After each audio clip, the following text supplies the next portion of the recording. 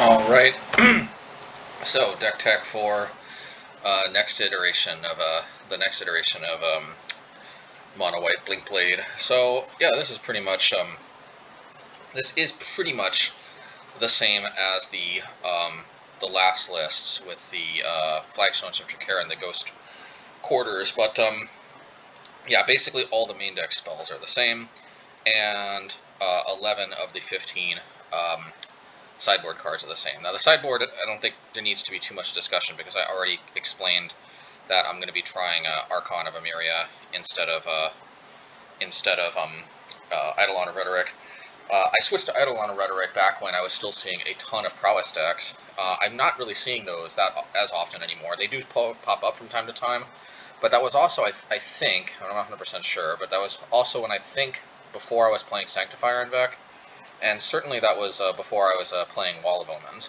And I just feel like between Wall of Omens, Blink effects to possibly save them if they do try to kill a wall, because the wall plus Omen plus Ephemerate against Infect decks basically means like kind of almost an impregnable defense in a way. I mean, not really, especially with flyers, but like, it heavily disincentivizes them from trying to kill the wall. And if they don't kill the wall, it just indefinitely blocks their ground stuff. Unless they have Soulscar Mage. So Soulscar Mage is definitely a little bit higher on the priority list to get rid of at least as far as ground creatures go. But yeah, I think Eidolon is definitely better against mostly red-based decks, especially like mostly Prowess types of decks. Because red also doesn't have enchantment removal, so the fact that it's enchantment is pretty much a non-issue. But the fact that it has 1 extra toughness is definitely very much a boon. However, like I've said, I've just been playing so many high toughness. I've been playing all of Omens. Now I've got Ephemerate. I didn't have that before. Sanctifier and Vec. That number 1, I'm just feeling like I don't really need. But the Eidolons were kind of filling the role as kind of like dedicated Prowess hate back then. I don't necessarily feel like I need dedicated Prowess hate anymore. That's not to say that I feel like I've got a slam dunk, like I'll win every single Prowess matchup, no problem. I'm not saying that. I do think we'd probably have a positive Prowess matchup now, but I still respect the deck a ton, and I know that I'm going to have to play very well and very carefully, or I'm going to get overruns. But that is to say that I do think that I at least do probably have a favorable matchup. Certainly, if I play correctly and if I'm on my toes, so to speak. By no means do I think it's like an easy matchup, but I do think it's a winnable matchup and probably even a slightly favorable one at this point. I do think adding all these defensive elements and the Sanctifiers means that I don't think I need Eidolon as a dedicated sort of burn red Prowess, whatever you call it, hate type of card. But I do, however, want a card that limits my opponents to play 1 spell each turn, because there's still so much Cascade in the format, and there's also just like Enchantress. I found that limiting them to 1 spell each turn does make a huge difference. Because oftentimes that's how they snowball. They're much more manageable when they're only, even if they're drawing like 2-3 cards a turn, they're much more manageable if they're only playing 1 spell each turn. Now, of course, they could try to get rid of Emeria, but that's also where, Archon, but that's also where Ephemerate comes into play. But long story short, like, if you don't need this as like some kind of dedicated hate against against types of red-based decks, then I think that against every other matchup, basically besides red, I think you end up getting a lot out of Archon. And the most important thing you get is that you get it not being an enchantment. And that's especially problematic because a lot of these Cascade decks where I actually need these type of 1 spell per turn type of creatures the most, they're all playing Foundation Breaker. So I did start to notice that my Eidolons were getting destroyed by those things. Sometimes I still won because slowing them down sometimes a few turns while they're like looking for it. Sometimes did give me the ability to set up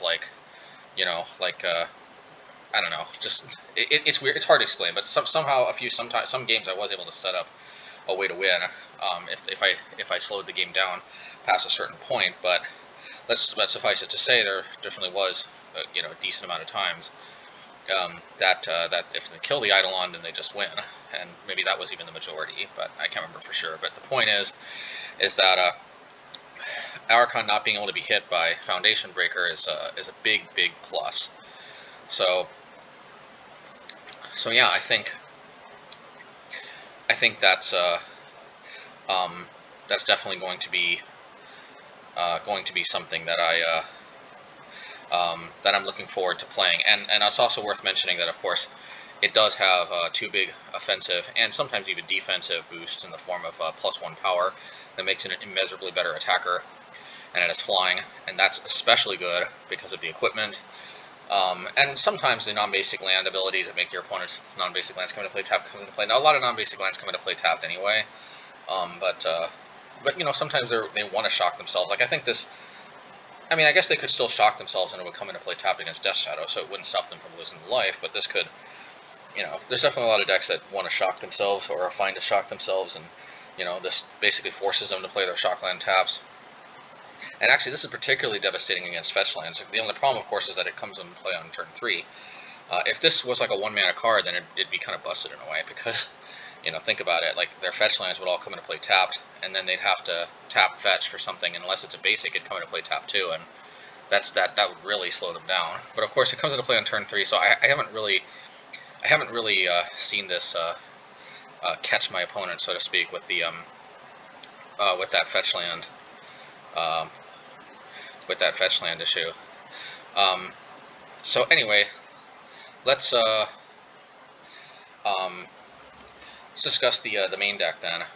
Like, the main deck is basically the same as last time, essentially. The only difference is basically the mana base. The thing is I really liked the Ghost Quarters, but the problem with the Ghost Quarters is just that I never ever liked using them to destroy a non-basic land, or even a basic land for that matter. And that was one nice thing, granted, you could say about the Ghost Quarters, is that they can hit like a basic forest with Utopia Sprawl or other enchant lands on them, and, you know, definitely this is a weird period in time. I mean, those cards have existed for a long time in Modern, but for whatever reason they didn't see a lot of play until recently. We're definitely at a time in Modern's history where we are seeing those lands quite a bit, so you can't completely write off Ghost Quarter. That being said, I really liked how the previous version was playing 16 white sources. I just felt like I was losing way less games for getting color screwed, and that really does make a big difference in your overall win rate. You know, like, the fewer reasons you drop, you know, definitely gives you extra chance to win. And you know, and I did like the flagstones, but they also did just seem to make me unnecessarily more weak to Blood Moon. I mean, there was that game, obviously, where we lost to our own Obosh deck, and, I mean, you know, well, you could just live with that. I think we actually have a shot at beating our Obosh deck if our draws line up right, you know. We do actually have an unusually strong grind game compared to, I think, Tax's decks of previous generations. Tax's style decks. I mean, I don't call this Tax's, I call this Blink Blade. But yeah, I mean, now we get to basically play 12 basic planes, and I like that. I like playing 12 basic planes because I really feel like I'm really not that weak to Blood Moon anymore. Sure. I mean, even with 8 non-basics, sometimes they'll get you. But I think in those games, you know, I was caught with some flagstones, drawing some flagstones, I think, a little bit later as the game progressed. I'm not 100% sure, but that. Anyway, in any case, any game where flagstones would have just become a mountain, which is also especially bad against Blood Moon, because I even have to sacrifice duplicates because they lose that ability to get extra copies. Oh yeah, and also flagstones, bad with Dothy Voidwalker, which we do see from time to time. If you play 2 flagstones, you don't get the ability anymore because they don't actually go to the graveyard. Kind of like your own Rest in Peace is. Now we're not playing Rest in Peace though, so. But that being said, the fact that other people could be playing, you know, like Dothy Voidwalker or Blood Moon, you know, Flagstone's is particularly bad, and it's not irrelevant too. Like, even if it's producing colorless, you still want to drop, like, you would still like to drop multiple Flagstones if you could, because, like, for example, you know, Batterskull, a lot of times you're building up to it. Sometimes you're even building up to 7 mana for Caldera. So it's not like redundant or anything at all to say that Blood Moon causing you to not be able to play multiple Flagstones. Because you just lose one. Like, you can't even play them as multiple mountains. You know, that's a big downside. You know, granted, like, this isn't something we see a lot, but, you know, it is worth considering that there definitely are some upsides to dropping flagstones. Now, of course, you know, there was some fringe benefits, like against, like, sort of land destruction type decks. Sometimes you could leave the flagstones up, and that could be a good sort of hedge against a land destruction spell or something. But, like, that's also pretty fringe. Although, admittedly, yeah, definitely even way more fringe than Blood Moon for sure. But you know, or Blothi Voidwalker. Yeah, so that being said, oh yeah, another thing about flagstones too that we have to factor in, and actually it did come up in some test games, I don't think these were on camera, but sometimes I wanted to hold up Solitude till the, like on their upkeep or on their turn or something, like if I thought they had counter magic, for example, and like if we had like a flagstones in play and like 3 plains or 3 whatever other lands, and then we did draw our 5th land, but it was a flagstone, we would be able to get to 5 mana because we could just sacrifice we could just tap one of the flagstones and sacrifice the other one.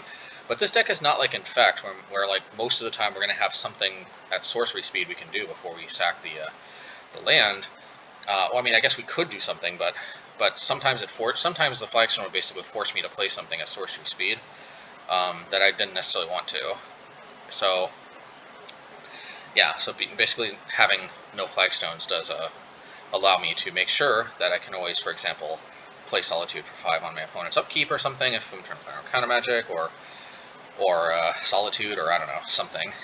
I suppose I could still play 1 flagstone, but at that point I feel like you're really scraping the bottom of the barrel as far as like what types of things you're playing around, what you're trying to accomplish. Like, I mean, I could, and honestly, it will probably be exactly the same thing as a plane the vast majority of times, so I don't really know what the point is. It will screw me over a very small percentage of the time against Blood Moon decks, and it will also help me a very rare amount of time against land destruction based decks. So all in all, I obviously do like very much myself, if I do say so myself, just having a nice clean 12 planes. I could definitely see myself playing 1 flagstones though. I'm not gonna lie, that I could do that. It's not bad. I don't fault you if you do want to. It's got no downsides.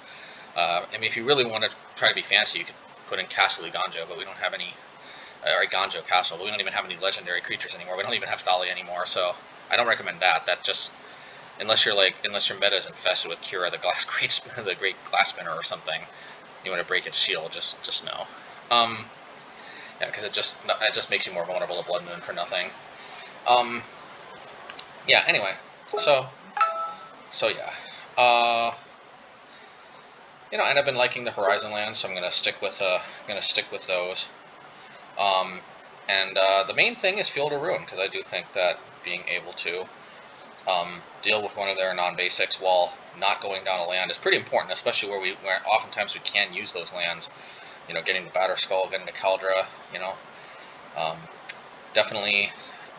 I mean, for paying an extra 2 mana, it's definitely a lot better to use Field of Ruin than it is to use Ghost Quarter. So that's what we're going to be doing. We'll see how the games go, and if you like this content, like and subscribe, and yeah, and you know what? I'll do the Patreon shout out. I'll do another video and splice it on to this one because this is my first video I'm making.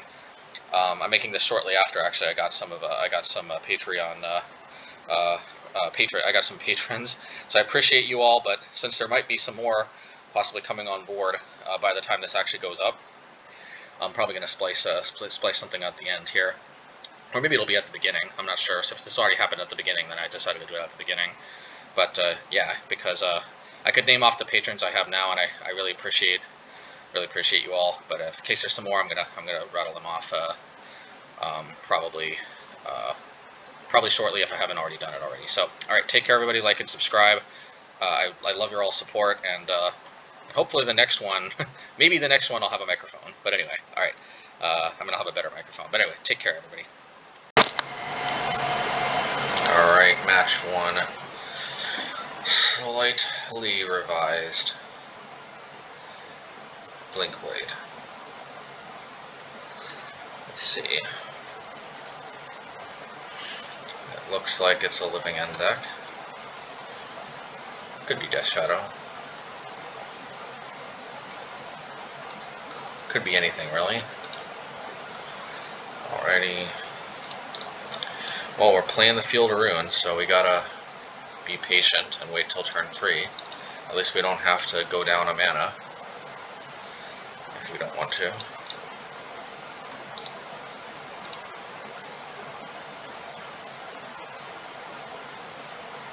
I wonder what they'll fetch. I want to play Aether Vial, but I'm worried they're going to fetch Pithing Needle. Because I think this is like an Asmofood deck.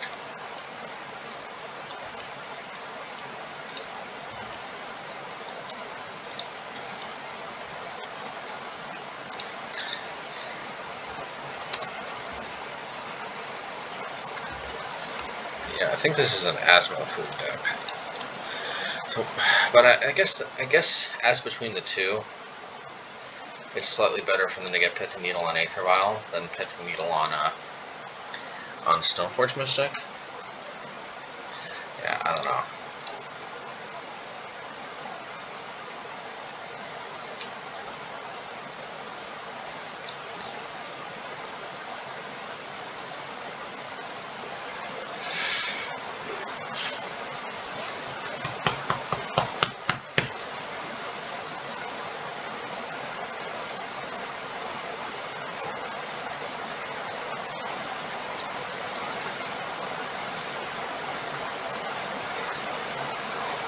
So they're gonna get the Feasting Troll King. We got the Path to Exile though. They got the Cookbook, I guess.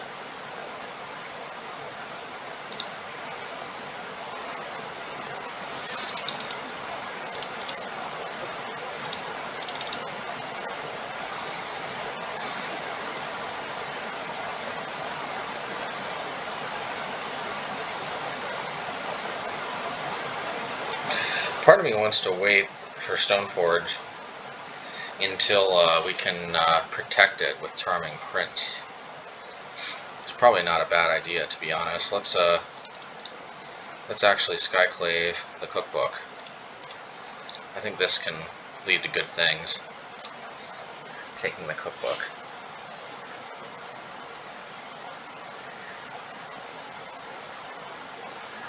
Alrighty.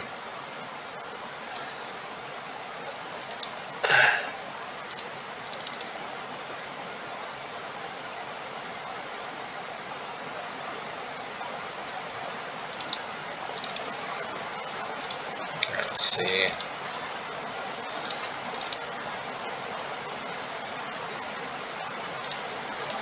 Alright, let's get a Stoneforge out here.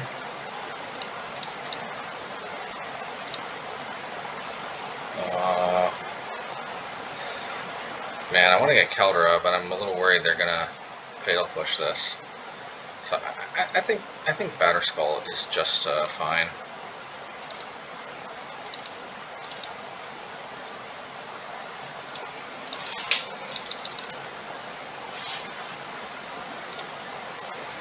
Alright, that's fine. We can path the Troll King.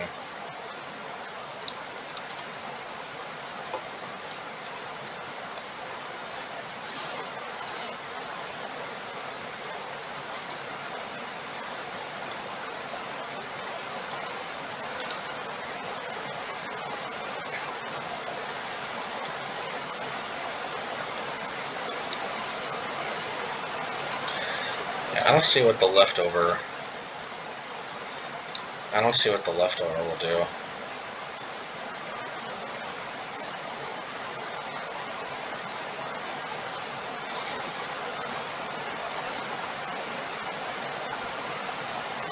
Yeah. All right. So that was easy enough.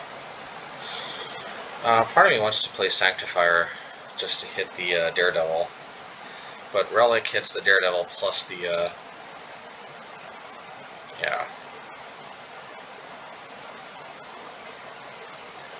Plus the Troll King itself. I'm not too worried about the Troll King, though, to be honest.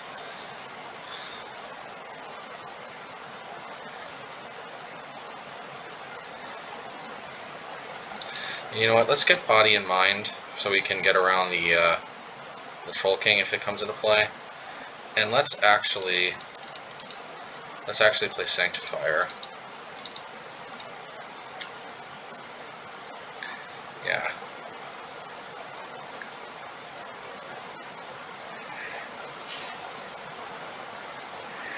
I don't know that I need all Omans. I guess this may not be the match for it, so.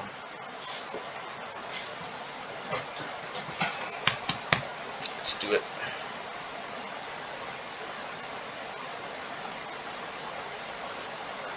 Hey, we got stuff.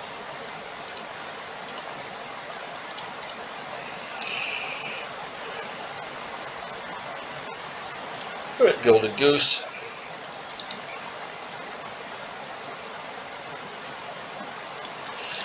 Now, I say we wait to see if they play another creature. If they play another creature that might be a reasonable target for Solitude, then we'll do the Ephemerate trick. Ideally, they play like 2 more Gilded Gooses. That's a good target for Asmo, and it's a good target for Solitude.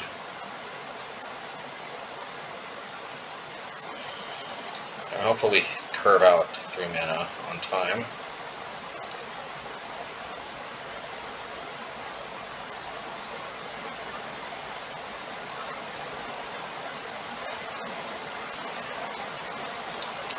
I say we wait, because we get 3 triggers out of that. Nah, let's just do it.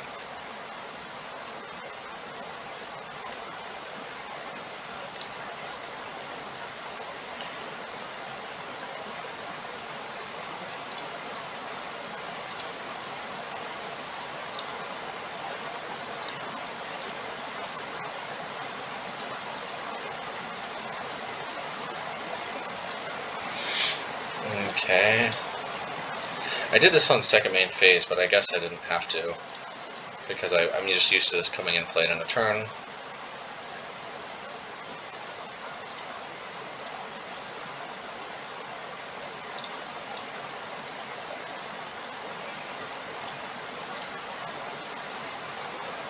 I'm not going to cast it. And yeah, and I guess we Solitude.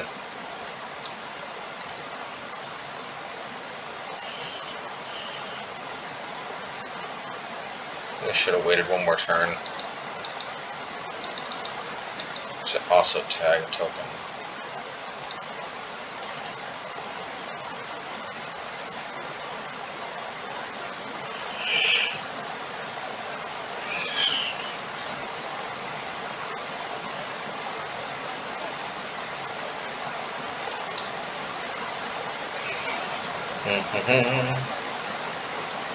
Flickerwisp should be able to deal with one of those very nicely, at least.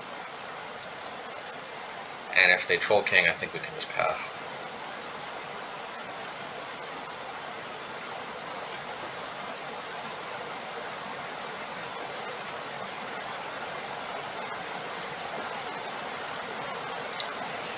Okay, fine, they'll hit the field or run.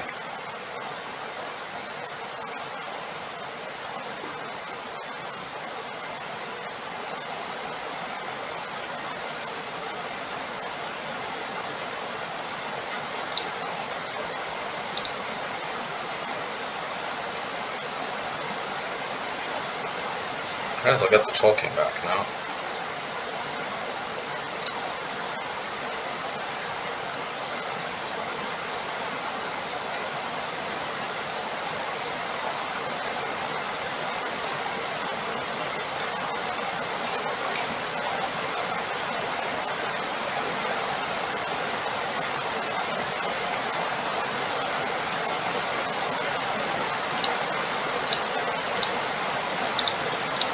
So at least they won't get a land if they... Okay, they decided to get a land instead of sacrificing it for food. Not 100% sure that's where it's at, but hey.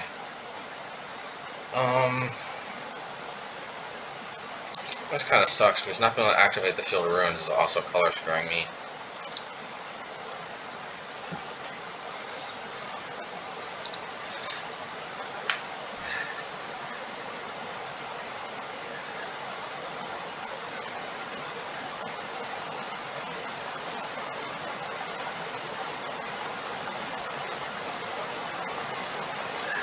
Well, Flickerwisp, in theory, if I draw another white source, should be able to help deal with that.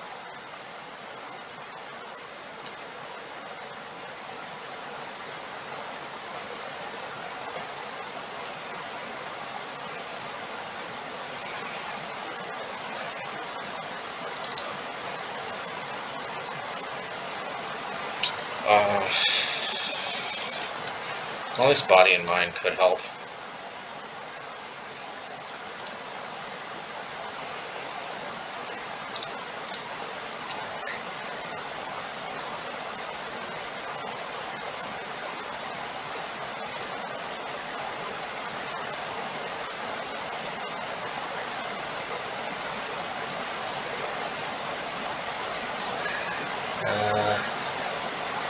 But more cookbooks? Yeah, I guess another cookbook. I happened to find the Daredevil. Well, I mean, I got this Sanctifier in my hand.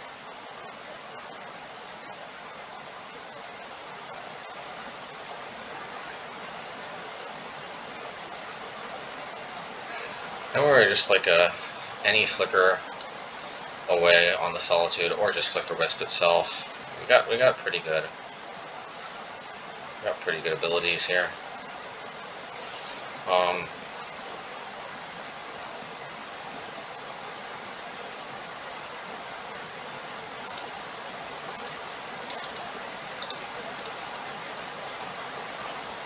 This is kind of dumb.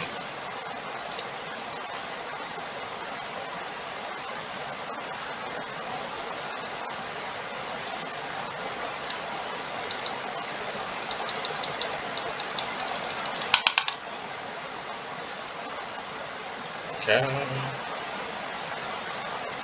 All the cards we need are in our hand. I just can't cast them.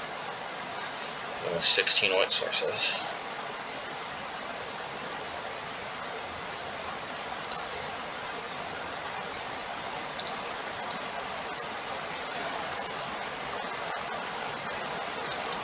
Drop this. Gain some life.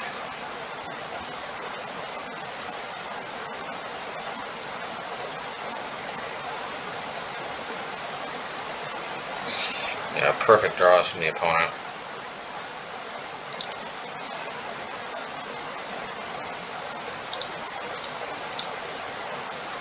Yeah, they're like, ha ha ha, but, I mean, they were just fighting with, like, a punching bag. It didn't really make a difference. Anyway,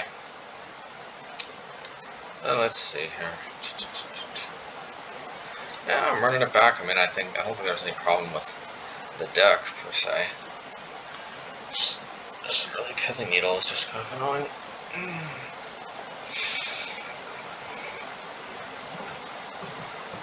Let's see.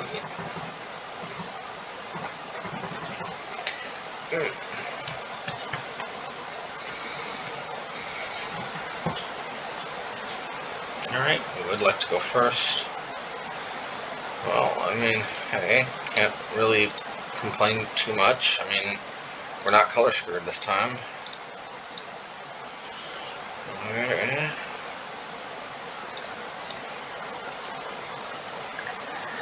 Alrighty.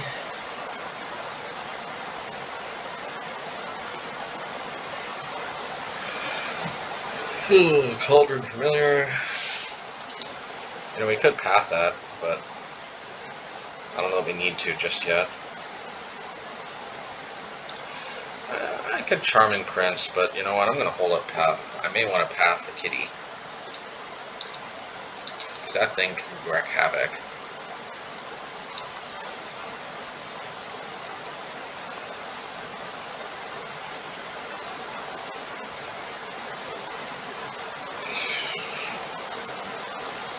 Which is on. You know what? I'm doing it. I'm Pathing the kitty.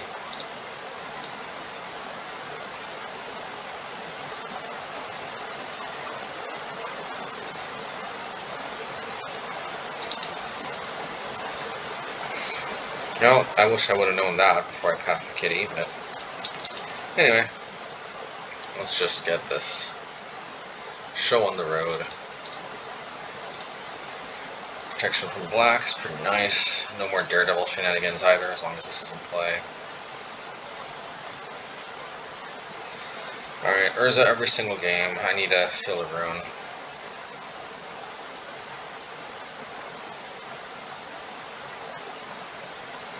It's like Collective Brutality. Hopefully they choose Instant and Sorcery.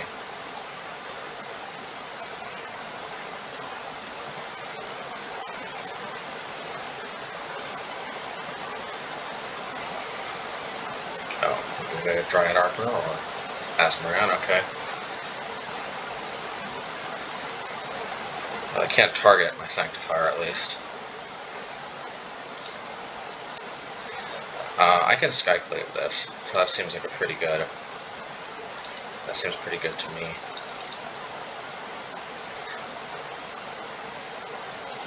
And they get zero token, which is pretty nice because it instantly dies.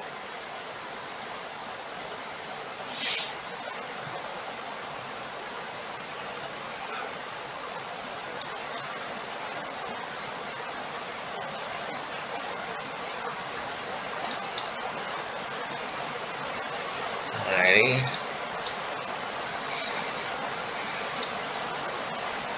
Trust me, that cat would have been annoying. They would have kept sacrificing the cat to get food. The food would have got the cat back.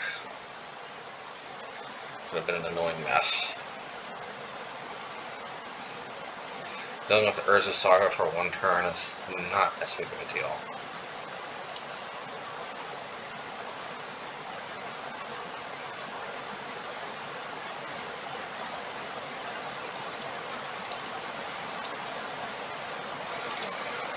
Alright.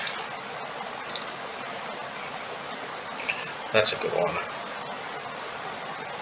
That's a good one, but ideally I want to wait until I can hardcast it, because that way I can blink it. Actually, I guess I can blink it with Ephemerate anyway.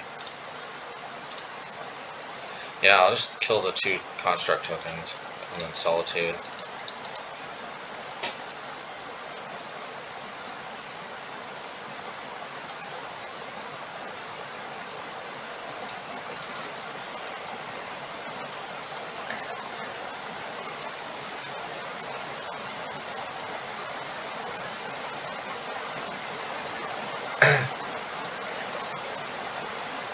Shadow Spear. What wouldn't tell me what it fetched? Yeah, let's Solitude this.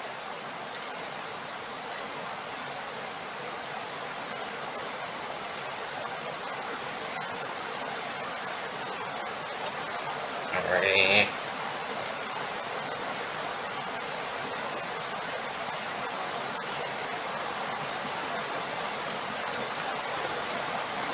Stop yielding. Yeah, let's Ephemerate.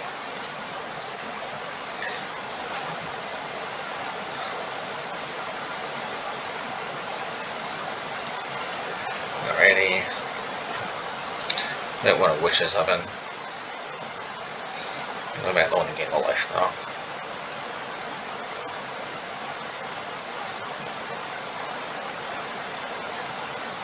Alrighty.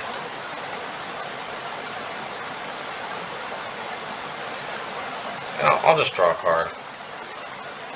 I'm not really doing anything else at the moment, so. Now, you know, I can actually go get the Skyclave and then maybe get rid of the Witch's Oven. I'm not so worried about the cookbook without the combo card.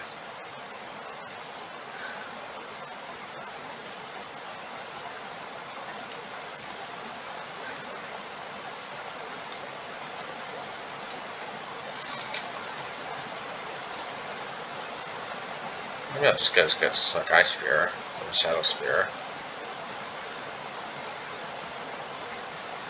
No, I don't know, let's get the Underworld Cookbook. Because that's one way how you, that's one way how you end up with an Asmo in play. And I don't like Asmo. Actually, you know what, let's Flickerwisp. They'll get a 1/1 token, but we can get rid of the Witch's token while also, you know, accruing value. I think that's probably pretty good.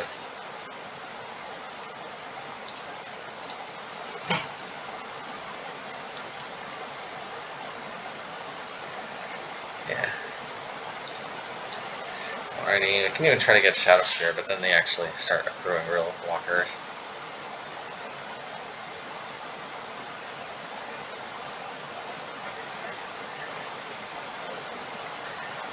Witch's Oven.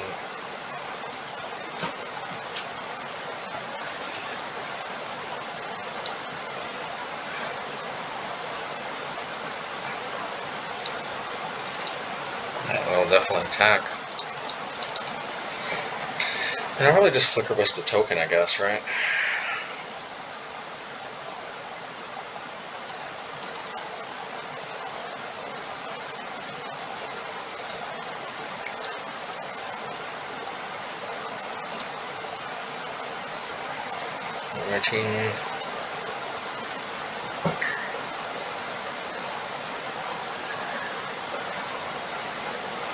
Okay, alright. Take down Asmofood. Okay, match 2. Let's see how this one goes. Let's keep. And. Yeah, okay. So, we'll keep. Play planes. You know.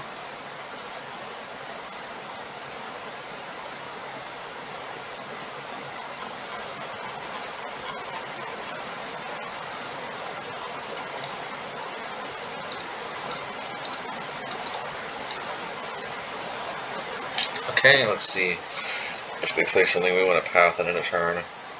Otherwise, I think we're playing Wall of Omans and then trying to blink it with the Prince and or Ephemerate.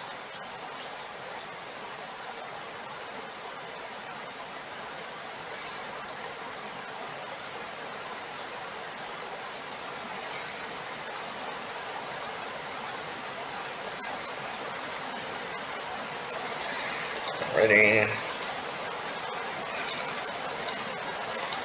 They're just going to get wall down because this enables us to blink it with Charming Prince, and if they remove it in response, we can Ephemerate.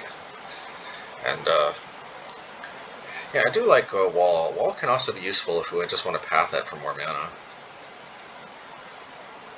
Oh, it's Enchantress. This is kind of rough.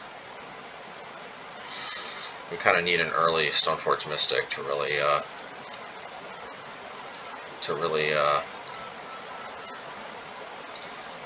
we need like an early Stoneforge Mystic to.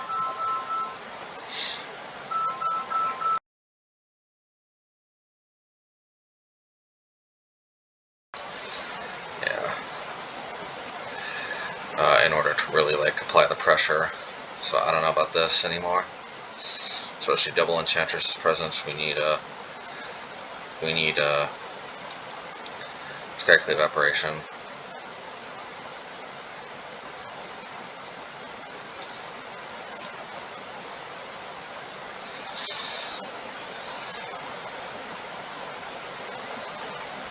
Alright, well let's get our Ephemerate game going.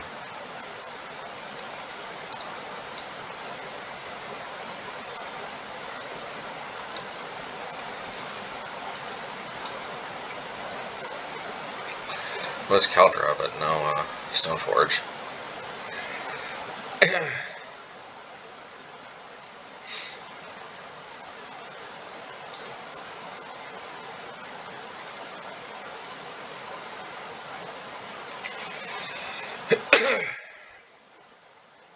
Yeah, I kind of would have Ephemerate, but getting the Vial down is probably just better.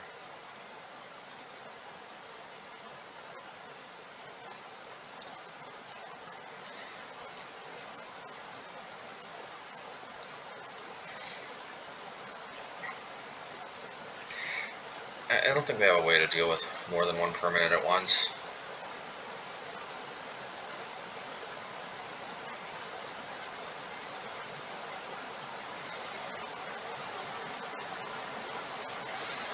Okay.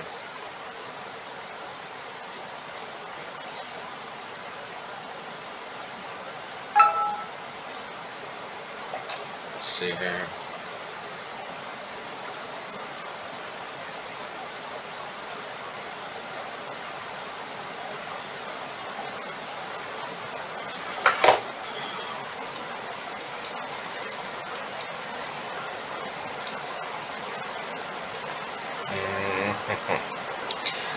So they have Sanctum Weaver. So actually, here's one thing we could do. We could play Flickerwisp, and then we can flicker the Solitary Confinement.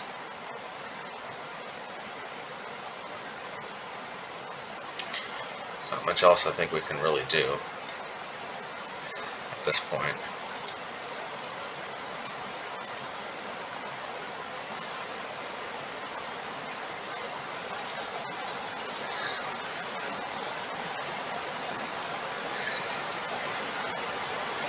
Yeah.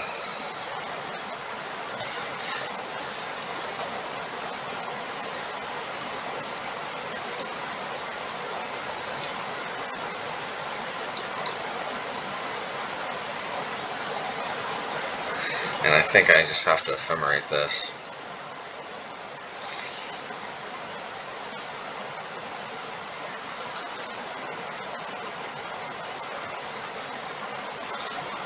Hopefully prevent some card draw.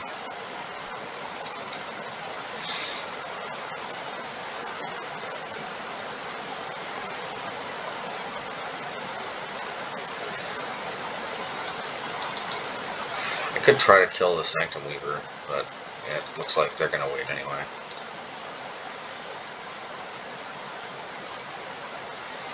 Until they can draw more cards.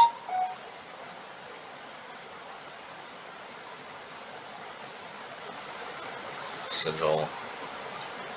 Oh, that's fine.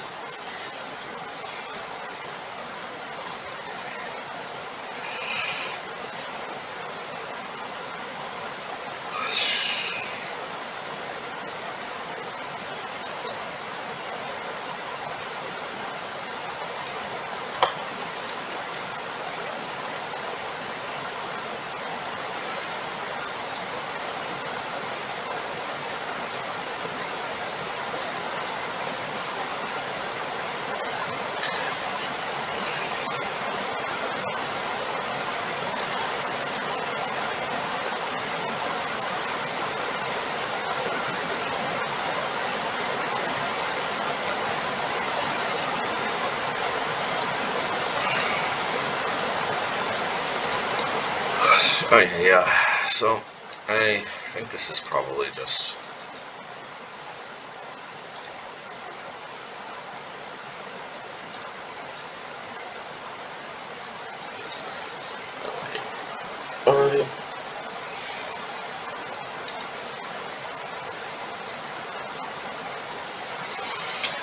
opponent's connection is better and they instantly leave the game.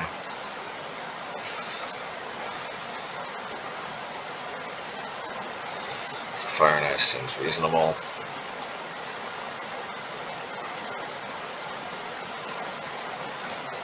All of these cards seem kind of critical. Honestly, Wall, as good as it was that game, just I think is not as necessary in this particular deck. So let's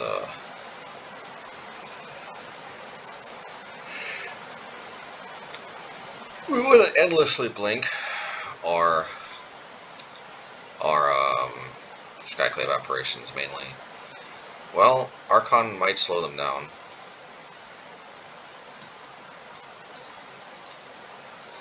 It's a little bit speculative here, but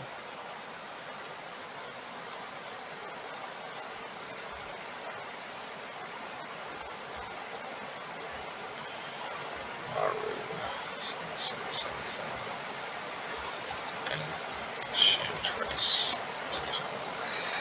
All right.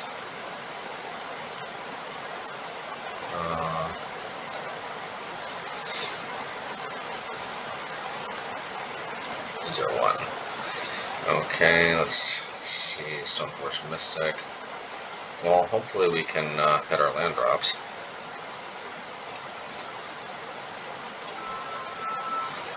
I'm a little bit worried about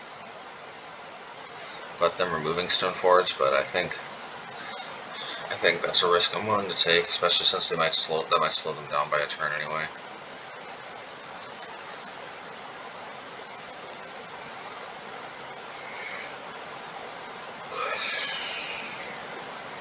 Yeah, that's fine. And I can actually Skyclave the Oblivion Ring. Or just play another Stoneforge.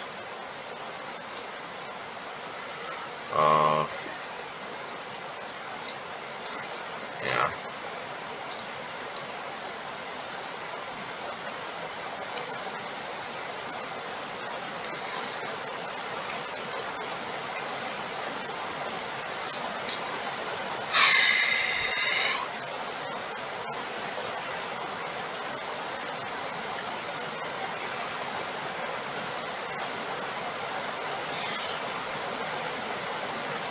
Well, we can Skyclave the Sterling Grove if we untap and draw land just this turn, which is probably going to be necessary, so we can later on. Yes, okay. Part of me wants to just play Archon just to slow them down, but because they can kind of go nuts drawing cards next turn anyway. Alright, we're going to play Archon.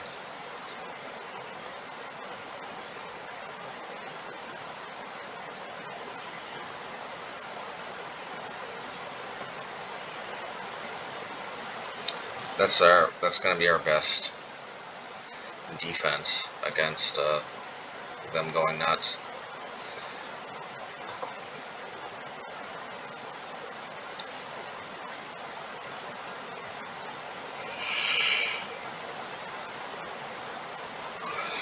Alright, well that's fine, as long as I can only play one spell each turn. And I can actually Skyclave that. Oh no, actually they had a Shroud.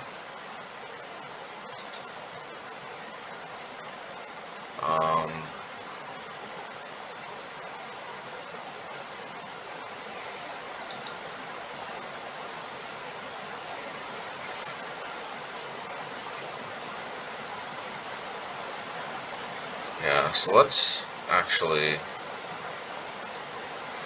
Skyclave the Sterling Grove, and I know they're gonna get another card out of this, but at least they won't get a token if we ever blink this.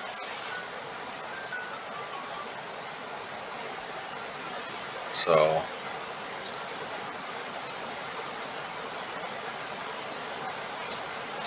they get another Sterling Grove, and that's fine. Once we can start blinking and whatnot, this card.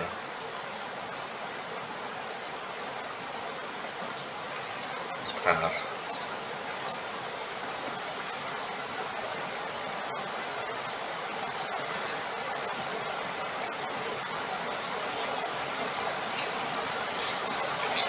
Yeah, I think it was critical that we put them on one card each turn.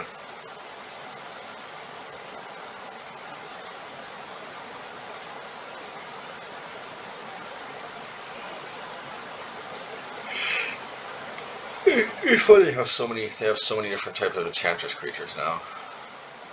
Yeah, they can't play another spell.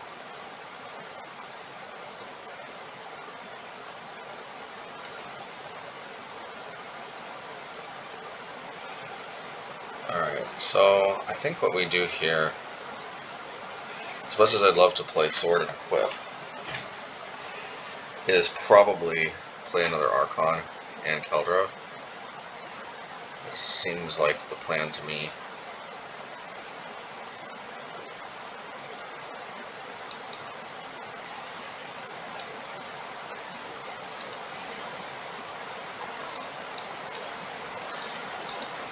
Hopefully I don't have some way to kill the Skyclave. Okay, good.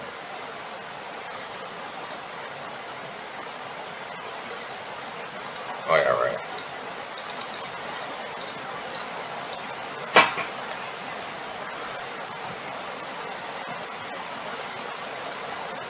Hopefully they run out of enchantments. So they got Sterling Grove. Oh. What happened to their Sterling Grove? Oh, they discarded it. Okay.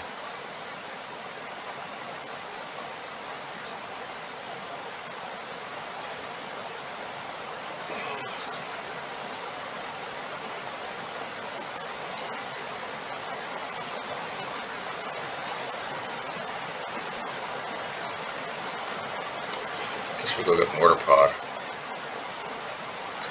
And I guess we can put it into play, and starting next turn I guess we can. I should have gotten Mortar Pod last turn actually, because that's really my ticket here to getting out of this mess.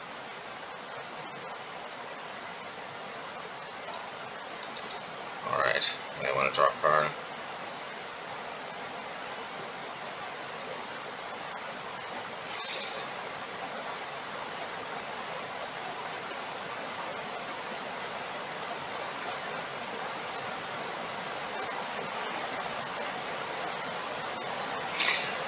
Okay. Still on the empty throne. Okay.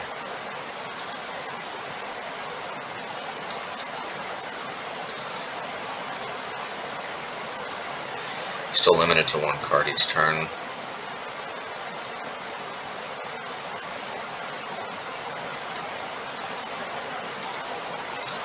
Alrighty.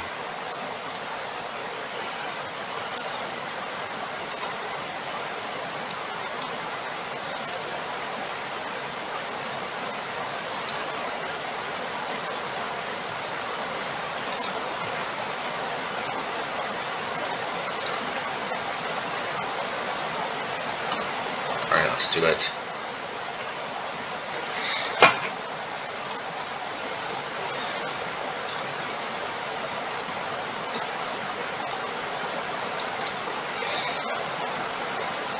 Okay, that could actually be useful, but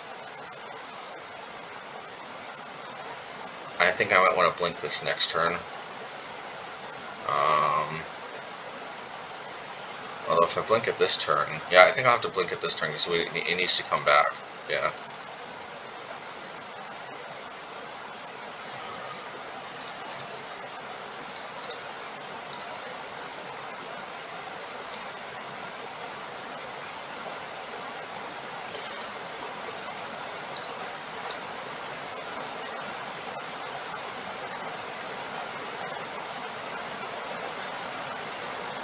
Okay, solitary confinement.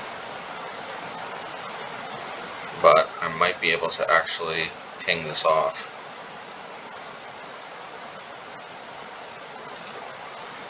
Okay, I think I can, not quite, I can't quite ping it off.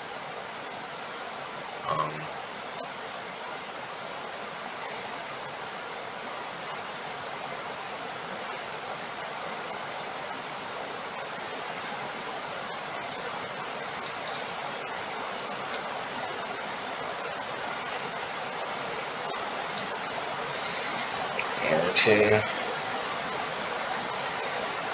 didn't know they had solitary confinement, otherwise I would have just flickered that.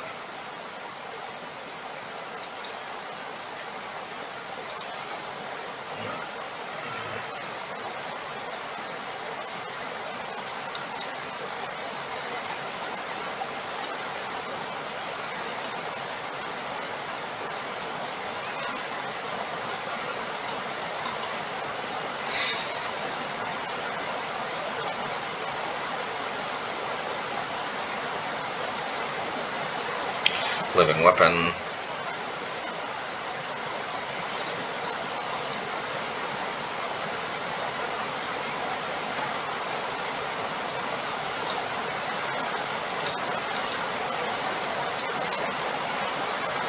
Okay. A Charming Prince actually could be good because what we can do is we can blink the Flickerwisp. What does that ultimately do? Yeah, if we blink the Flickerwisp, yeah, then it'll blink the solitary confinement until their next turn. Actually, this thing. We want to blink this thing until next turn. Yeah, good idea.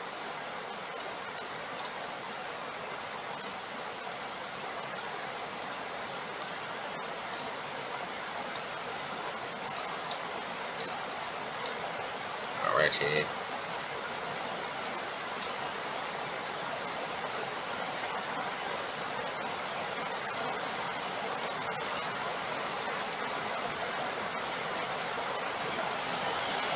Alrighty.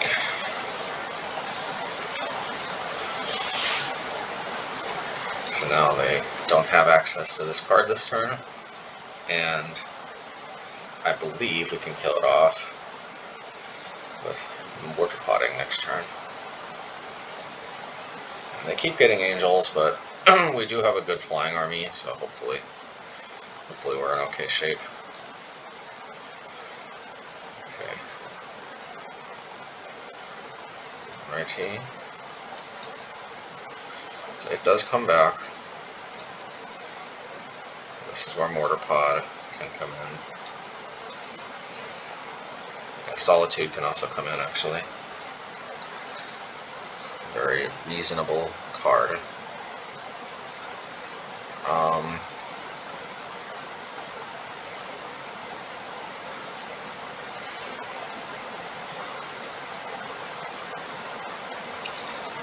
Maybe I'll just hold the Mortar Pod.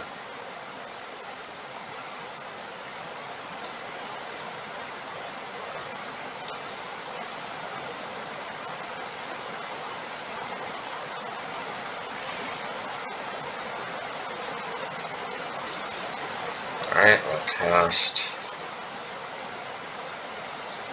on this thing.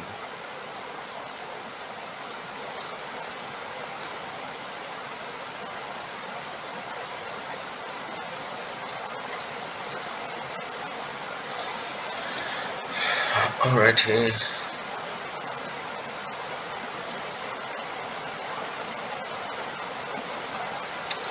Alright, Sterling Grove. Well, Sterling Grove is going to be a little tricky because they are going to have to sacrifice. They're either going to have to. Yeah, they are going to have to sacrifice the Solitary Confinement next turn or discard whatever. Okay. Well, let's do this. I could double block, but I don't think that's necessary at this time.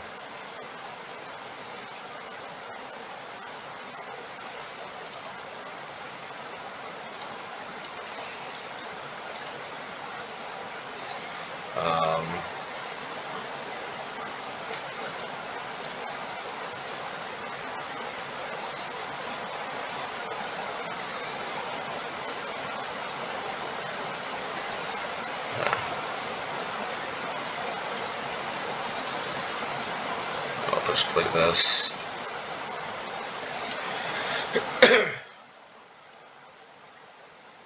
And we'll give it a rest this turn because they're going to have to sacrifice the Solitary Confinement anyway. Yeah, but they're just going to have to discard that.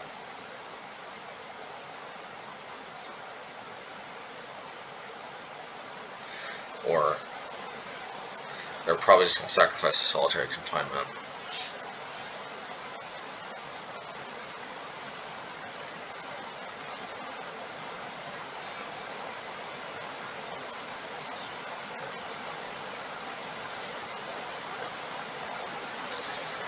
Alright, Destiny Spinner. So they can make one giant token. But I do have first strike though with this card, so I think I'll be okay.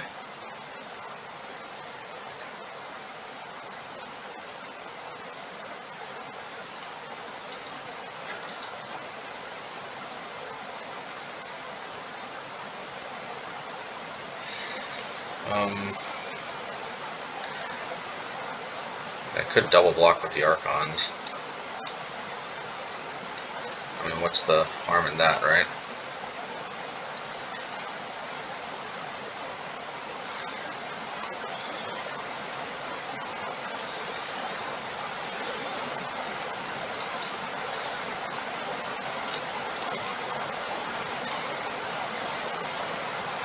Get rid of Destiny Spinner. Alright, so thankfully we take game 2. This can be a very tricky matchup, so we definitely like taking some games. And I think we can submit back. You know, Body and Mind is tempting me because most of their... Or Light and Shadow because of their sigil tokens. Also, Light and Shadow allows me to recur my Solitudes.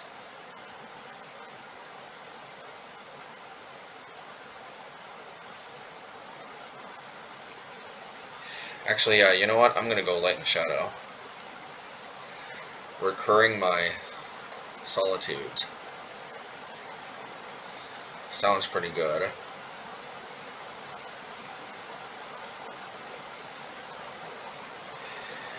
Yeah, but I don't know though. My cards don't otherwise die, so maybe not. Body and Mind could be good though, because like we could mill them. Now let's just go good old Light and Shadow. That means Fire and Ice. I think forcing chump blocks is probably just the best. And Mortar Pot helps combine to finish off stuff with sort of Fire and Ice. So.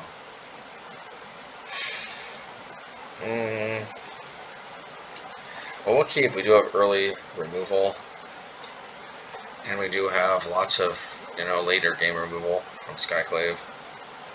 And we can slow them down with Archon.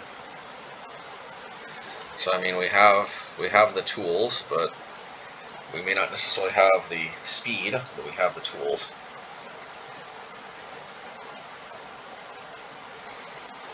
Okay, Sterling Grove. Alright, Aether Vial is a pretty obvious play. There's nothing really else I can do.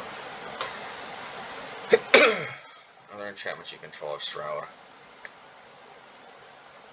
It's just very annoying that like they get card advantage by me trying to remove this.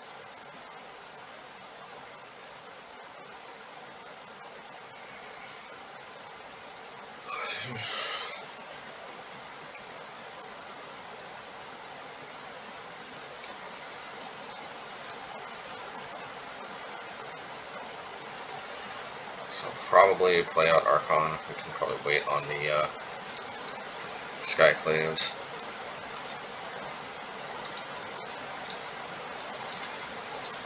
But definitely slowing them down right away, sooner rather than later, can definitely be a good thing. Maybe we slow them down with the non-basic lands a little bit too.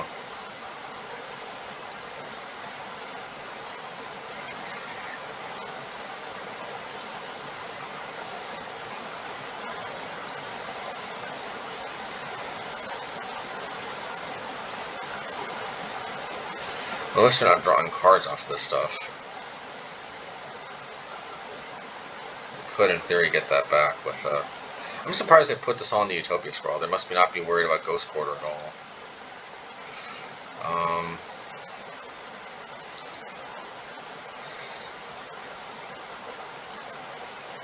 Part of me wants to just Skyclave the on Thin Ice, but I can do that later. For now, I think it is good to get a creature down.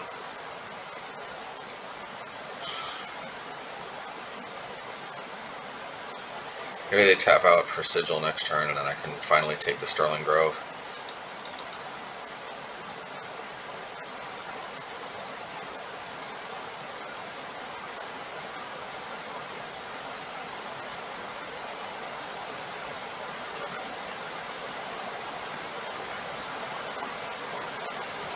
Alrighty.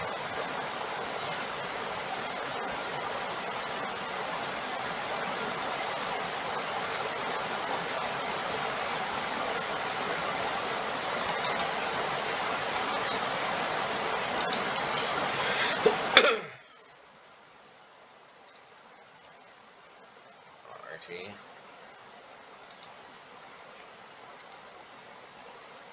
I'm gonna go always no yes.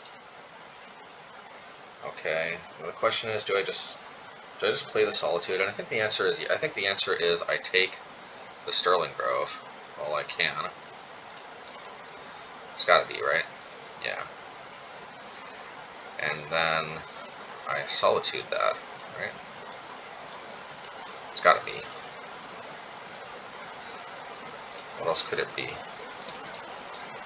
What else could the play be?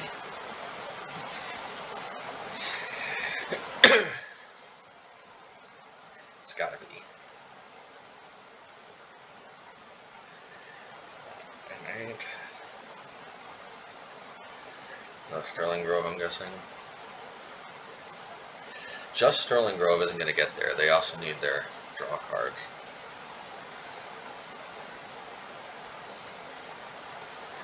Okay. Well, Sword of Fire and Ice alone should be able to take care of that, thankfully.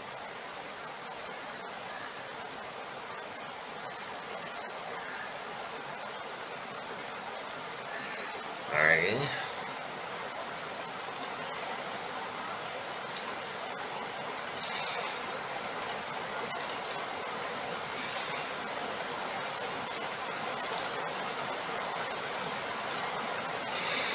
Alright, let's attack. Might as well block the Solitude. There's really no reason for them to let this connect, in my opinion. Alrighty. Yeah, good stuff. And I could... Either one of these on Thin Ices would be fine to Skyclave.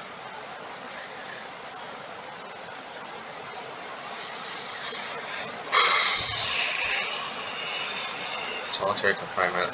I guess we Skyclave that, although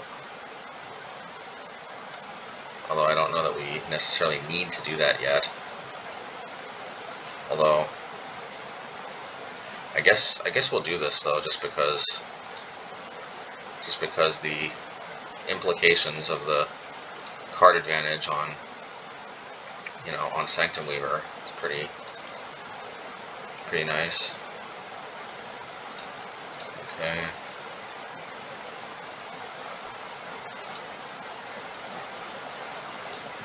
Yeah, we'll just attack. And obviously they'll trump block the Solitude, but probably should have equipped over to a Skyclave, but whatever. I have no idea why they blocked that.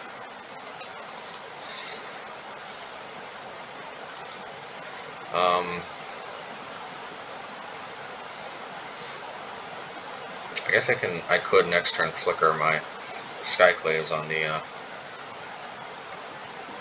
or I could flicker the Skyclave this turn. No, I'll just play this. Skyclave shenanigans can come. I mean, Flickerwisp shenanigans can come later.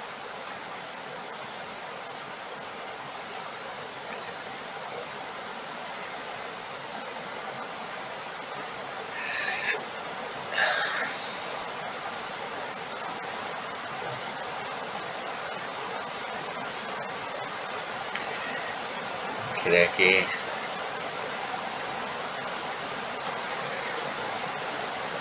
Alright, I guess I'll Flickerwisp the Skyclave Apparition.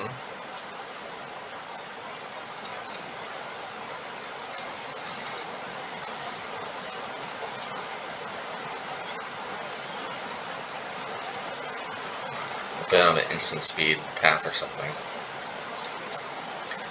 Could have just flickered the Solitary Confinement itself in a turn. It probably would have been the same thing. But I think the odds of them having like a fog effect are greater than the odds of having path. Alright, cool stuff. We beat Enchantress. Yay!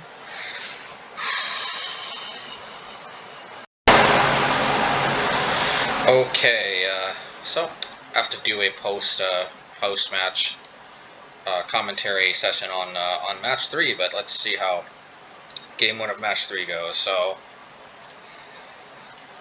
yeah, so we're on the play. That's good.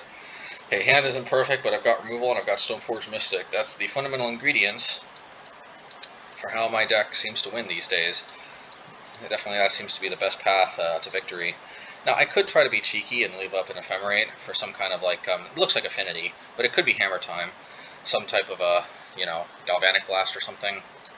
But, you know, I decided to go get Mortar Pot anyway, because even if they do kill this, I think if this is either Affinity or Hammer Time, there's going to be a lot of 1 toughness creatures where I think Mortar Pot's going to do a lot of work. And I'm definitely feeling Affinity at this point, and I remember that was my thoughts here as well, because they're almost certainly just trying to up their Affinity for artifacts count. And sure thing, they do. They could have just paid the mana, but it does probably work better to their advantage, because this way, if they, say, draw another blue source for some reason, I mean, somehow, then they could maybe cast another Thoughtcast, which they couldn't do if they just used it for mana, used the Ink Moths for mana, so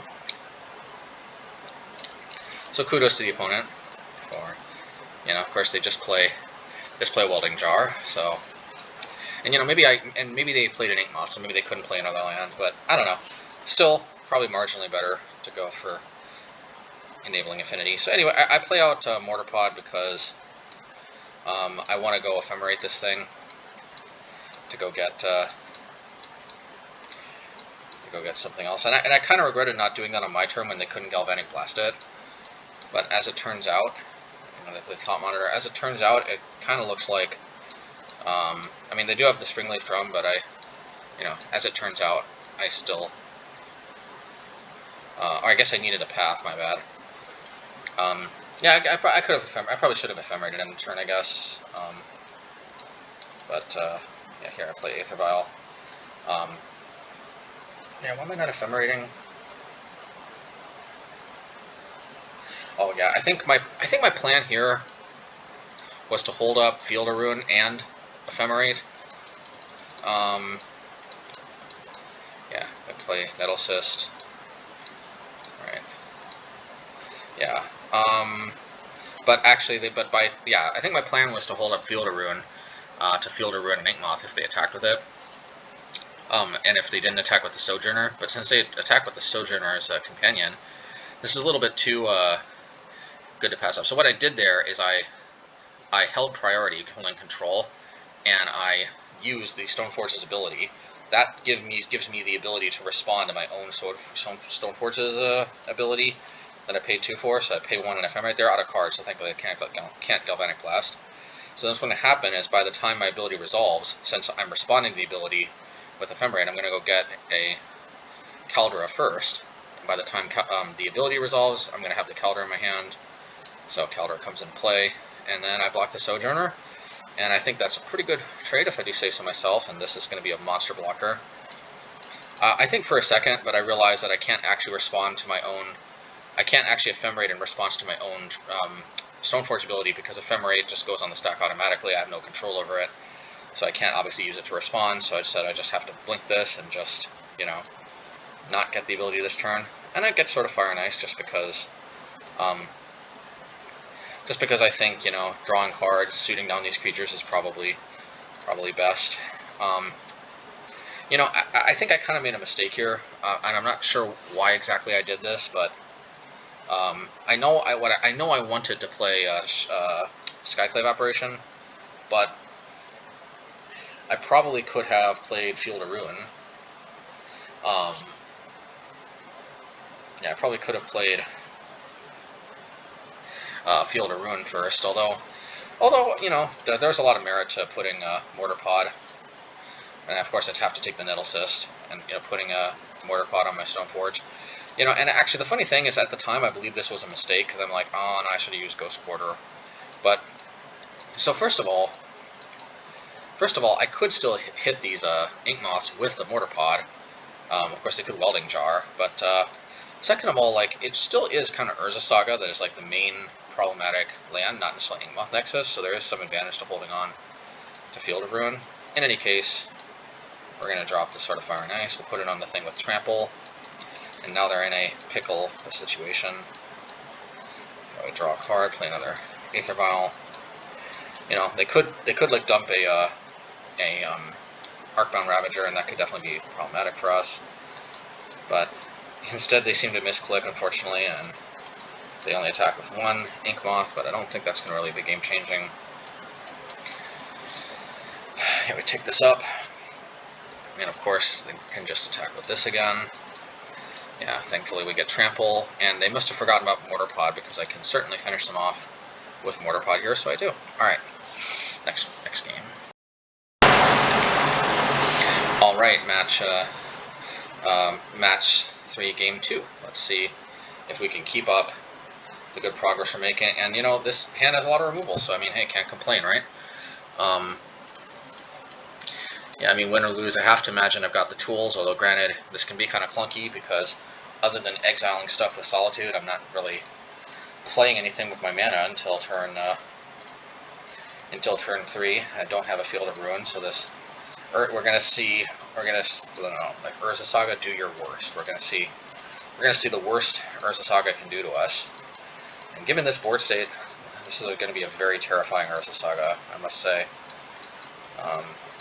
Yeah, it makes a 7/7 token. We're going to have to remove that. They use another one to gain life before it resolves.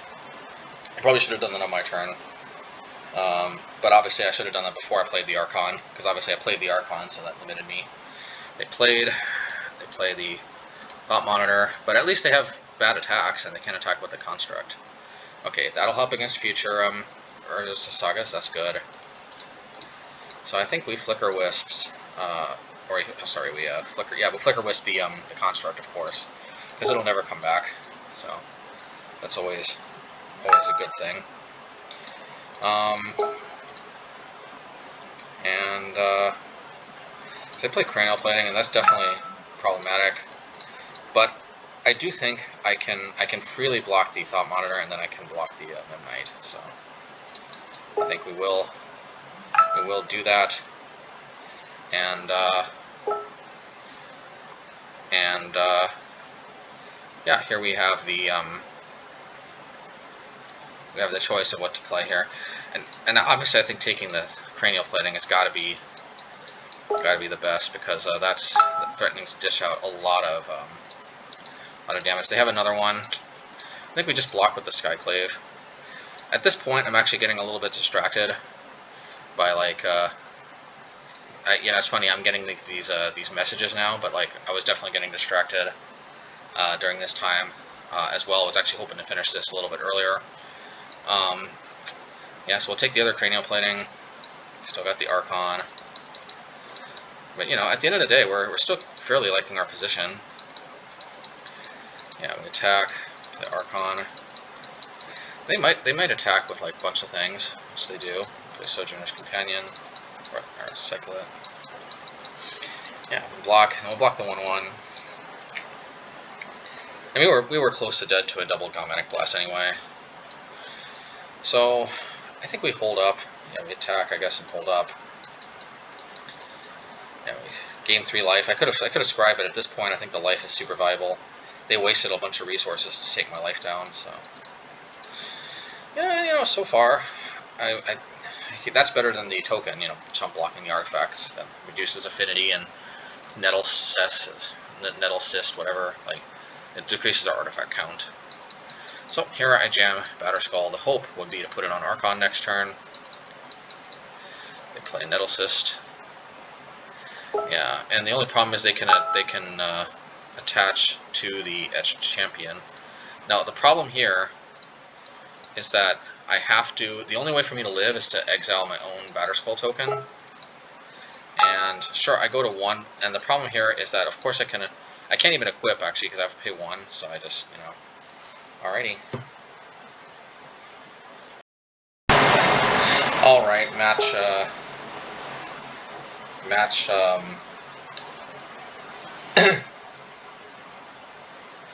Yeah, match 3, game 2, or sorry, match 3, game 3.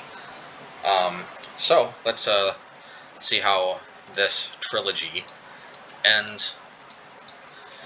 And yeah, and of course, you know, we have 2 more games in the league to go, 2 more matches in the league to go, but 1 more game in this match. I've played a 6 match league, but I've never played I've never played a 4 game match. You know, not yet at least. Alrighty. Ginger Brute. Yeah, play Archon once again. Hopefully this is a good removal spell, but they fear the power of the Archon now with Metallic Rebuke.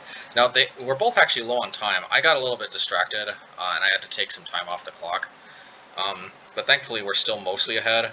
But as you can see, actually, my time is draining rapidly here because of something else I had to attend to, and it just wasn't really happening. I just really couldn't play. So essentially, yeah, I mean, they flood the board too, which is definitely also never makes things easy. I have to kill that thing, but the problem is with 2 Cranial Planings, I basically have to kill all their creatures. So I do try to do that, but I should have waited till they equipped. It's possible I could have won if I would have waited till they equipped, so I could have, I would have lived 1 more turn, and unfortunately we can't draw a card because I think this is like way past when all the cards were ordered. But if I would have just drawn 1 more land, I think I would have had a shot because I might have been able to block the other one, kill that thing, and then who knows, it's anybody's game. At that point it's just who draws better, because if they draw any creature, then they could overwhelm me, and if they draw any creature and I don't draw a removal spell, but eventually I'm playing toward Caldera too, so like, you know, I mean, they definitely were they had the upper hand, but if I had not been distracted and not had to play around the clock here as well, then I think I could have realized that I should have just held on to the Solitude until they equip, chose an equipped creature, and then I would just Solitude that one. I would have taken probably 4 more from the Sojourner, but I at least wouldn't have died, most likely. Alright, anyway, let's go to the next match, and until next time, like and subscribe if you like this content. I appreciate all of your support, you know, of course, especially my patrons. I really appreciate it. Alright, take care. Bye. Alright, match 4, game 1. We're going to have to do some post-league commentary on this one, but hopefully remember to go over the sideboard in the video instead of having to put it in the description. 1 mana, a painful mana at that, can't accept this.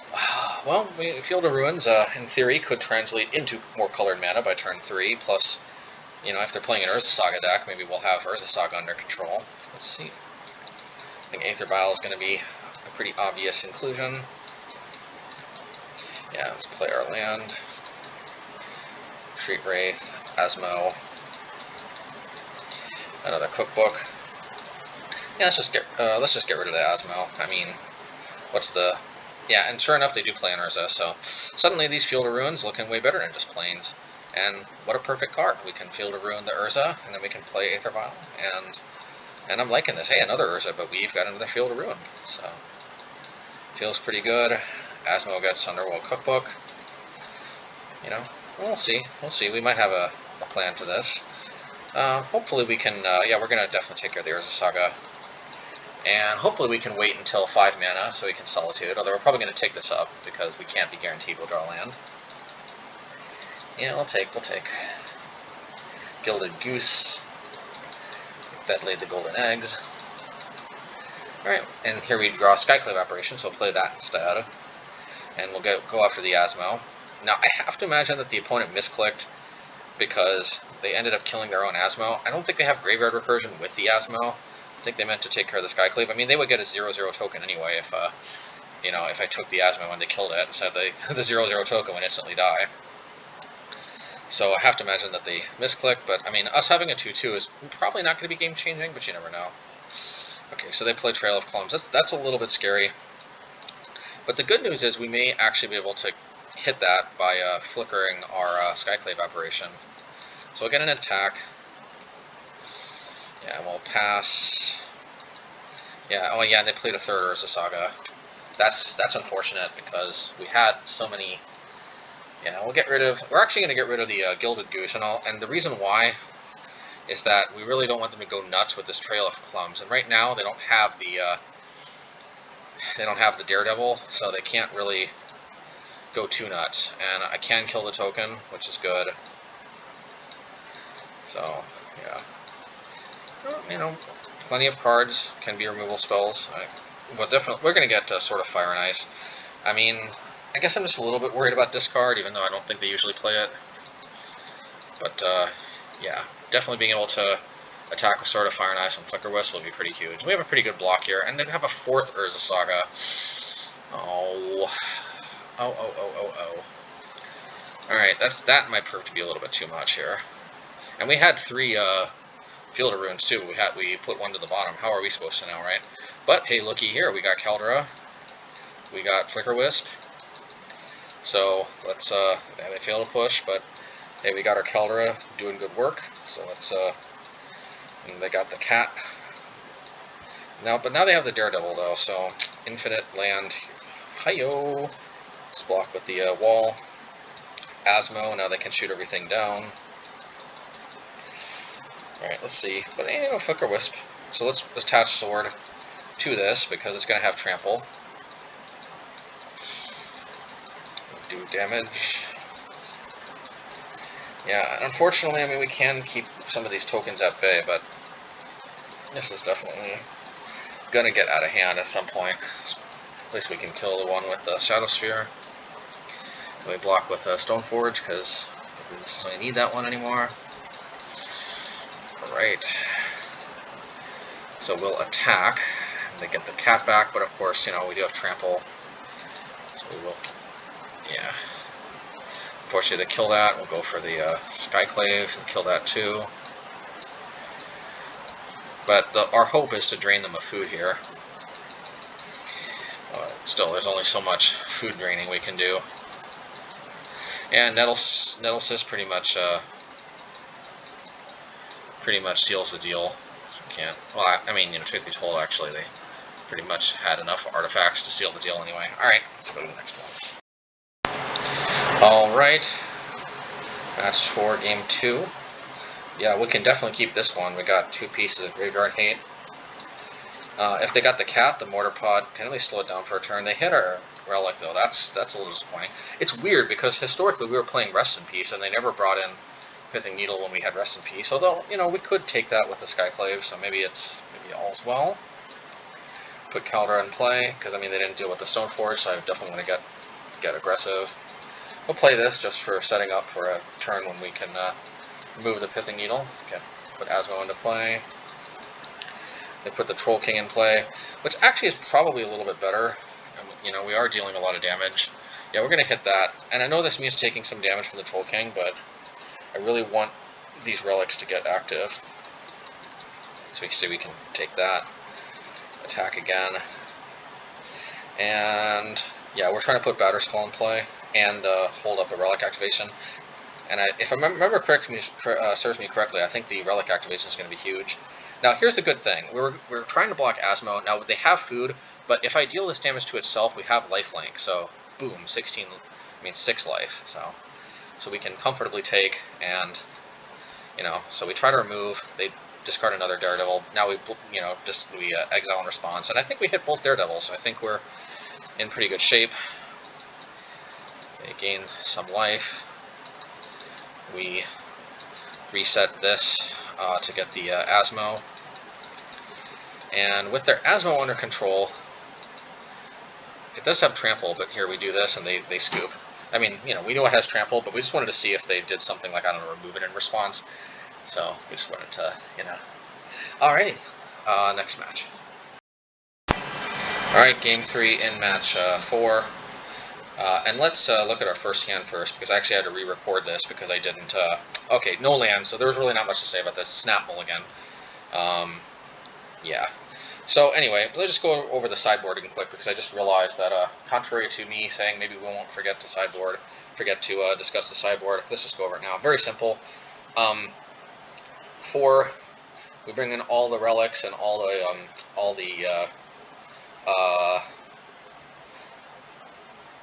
we bring in all the relics and all the sanctifiers for the Charming Princess and the Wall of Omens, and we also swap the Graveyard Hate obviously helps out a lot, and, you know, Sanctifiers doesn't hit everything, but it does hit 2 of their most important Graveyard Recursion effects, the Daredevil and the Cat. And it's also really nice that both of them are very serviceable cantrips and a pro-black body, respectively. But we also play sort of Body and Mind instead of Fire and Ice, as we can see here in our hand.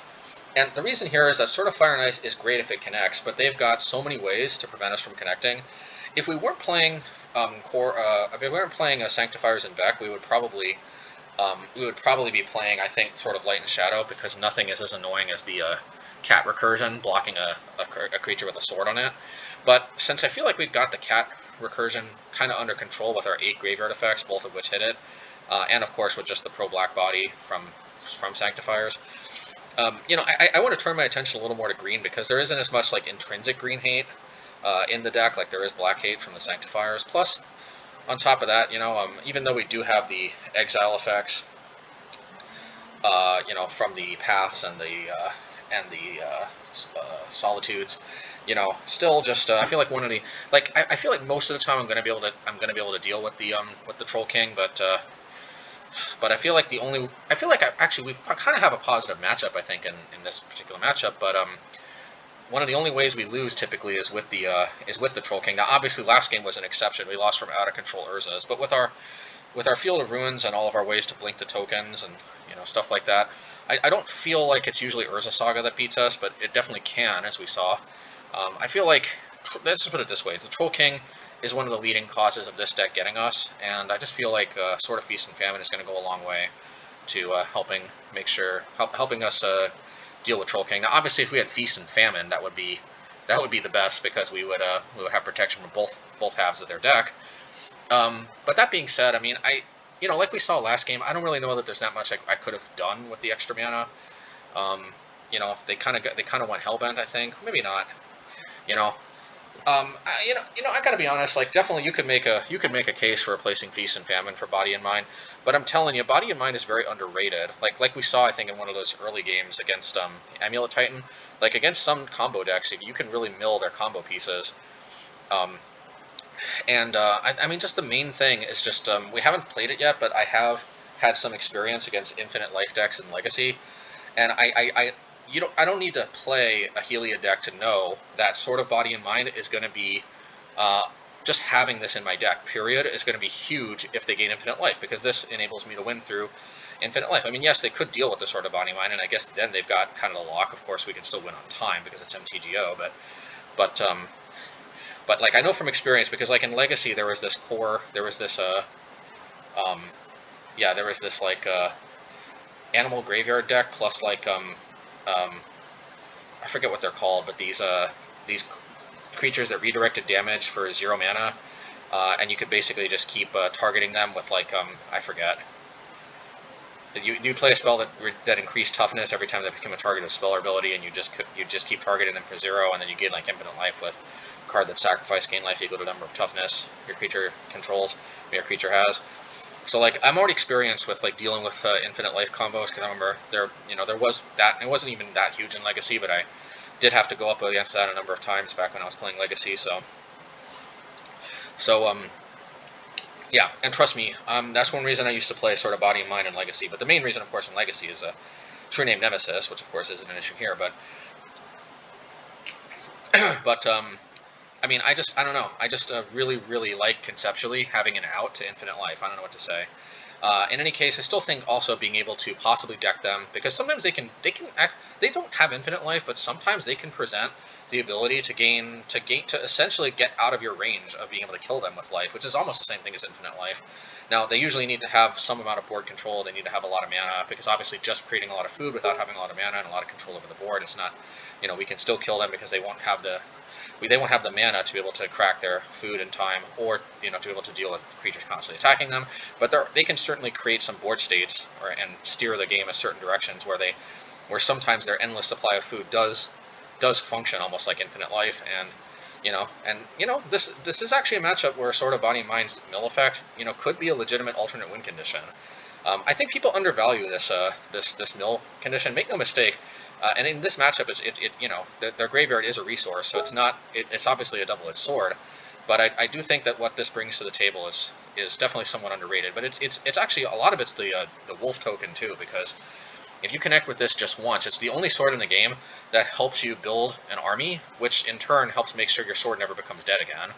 I don't know how relevant that's going to be in this particular matchup, but in any case, I do like it. And I would have probably played Sword of Light and Shadow if it wasn't for the Troll King, if it wasn't for the Sanctifiers helping with the cat problem as well as the relics. But since I do think we got the cat problem under control, I think focusing a little more on the Troll King, since that's the most common way I think we lose to this deck, I think that's going to be what we want to do. And of course, I think we keep this hand. We just put the sword to the bottom because if we need it, we'll fetch it. If not, we'll fetch something else. So, let's see.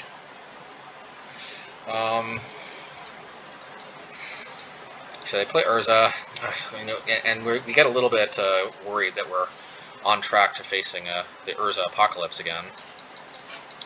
They can produce a token, but thankfully here we can produce the Keldra. They only get one token, but of course all it takes is a cookbook, and there's a cookbook, and suddenly they have a very large army of tokens attacking for 5. But we've got a very good blocker in a first strike indestructible creature that exiles anything. So we just end up trying to blink the Stoneforge right now, if I'm not mistaken. Yeah. Yeah, we put the Batter Skull in play, and then we blink it.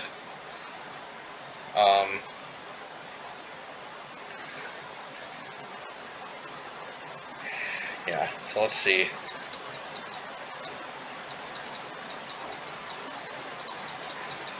So I mean, they're going full Nettle Cyst on me, but but we do have the ability to get all these creatures.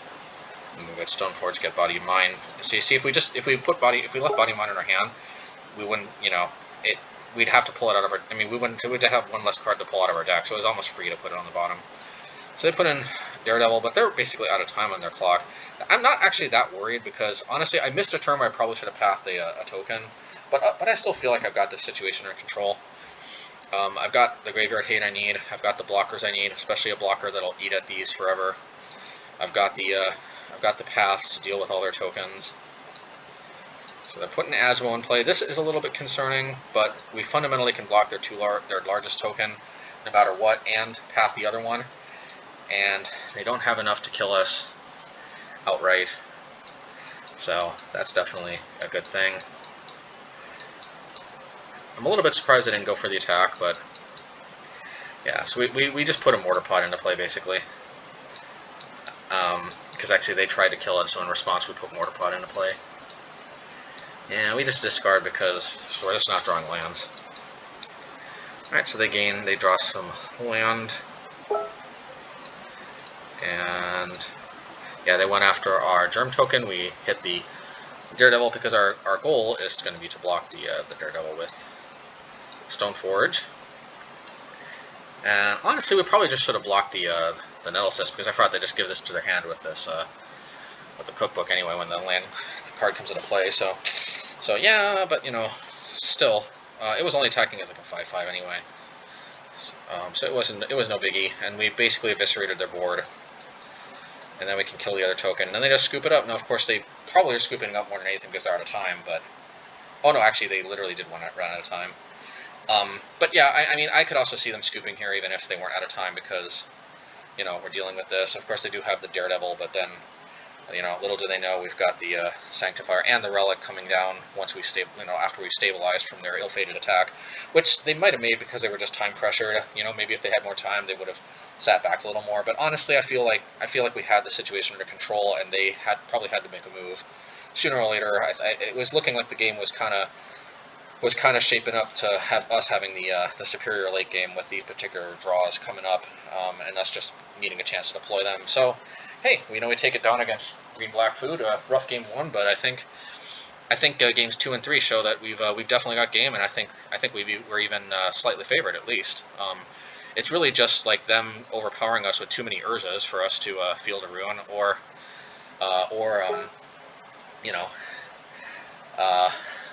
just somehow juking us with the Troll King.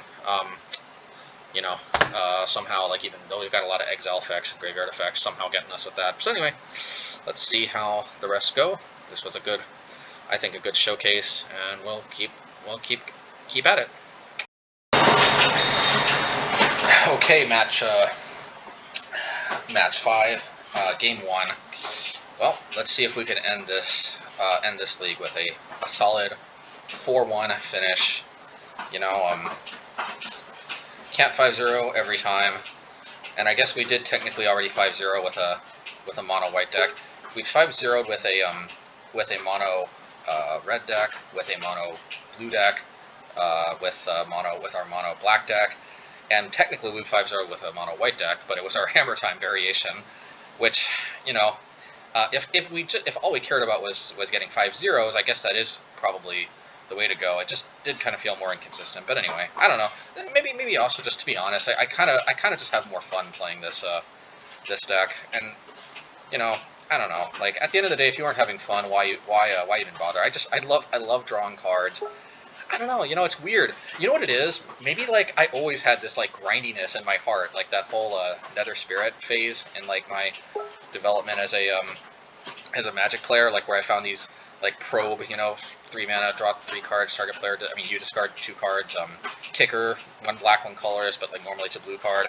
And if you kicked it, target player discards 2 cards. So like you can use that early in the game to draw 3, discard 2, discard Nether Spirit. So you effectively draw 3, discard 1 because you get the Nether Spirit back, making that like a 2-for-1 plus card filtering. And later in the game, it's a 4 for 2, meaning it's like a actually it's like a 4-for-1, which it's like basically a 4-for-1. Yeah, so like maybe it deep in my heart of hearts, I always really did like. I always did find like sort of the grindy decks fun, but just for a number of different reasons, control just was not viable, I guess. I don't even know if I really like pure control, to be honest, but I think maybe I was always like a mid-range player at heart, but it just took a while for me to find. I mean, definitely like my Merfolk build always steered hard in the more mid-range direction. So anyway, like I just kind of enjoy, like here, for example. I mean that felt good playing that Wall of Omens, drawing a card, forcing them to use a mutagenic growth, and it soaked up 5 damage. So like I'll take that. I mean, sure, it was a 1 for. Actually, that was a 2 for 1 because they traded a mutagenic growth for my Wall of Omens, but my Wall of Omens replaced itself. So yeah, I'll just play this Wall of Omens, and we can do this again all day long. And actually this time I've got Ephemerate, so if they try to destroy my Wall of Omens, then okay, well, so they don't attack. But here I'm going to do my Solitude combo here, and I like this because what I can do is I can exile the Monastery's Despair, I can, and then when I blink it, I'll exile the Soulscar, and then when the Ephemerate rebounds, I'll draw a card off the Wall of Omens. I think that's about as good as you can get with this. And then I draw a card off a Wall of Omens, and then I play Stoneforge Mystic, and I get Batterskull, and I play Aether Vial, and I attack, and then they play Lurrus, and then and then yeah, and I don't think this was a glitch. I think they did just concede before I even played Path. I guess. I should have drawn a card, actually. Maybe they saw. Did they look at my top card? I can't remember.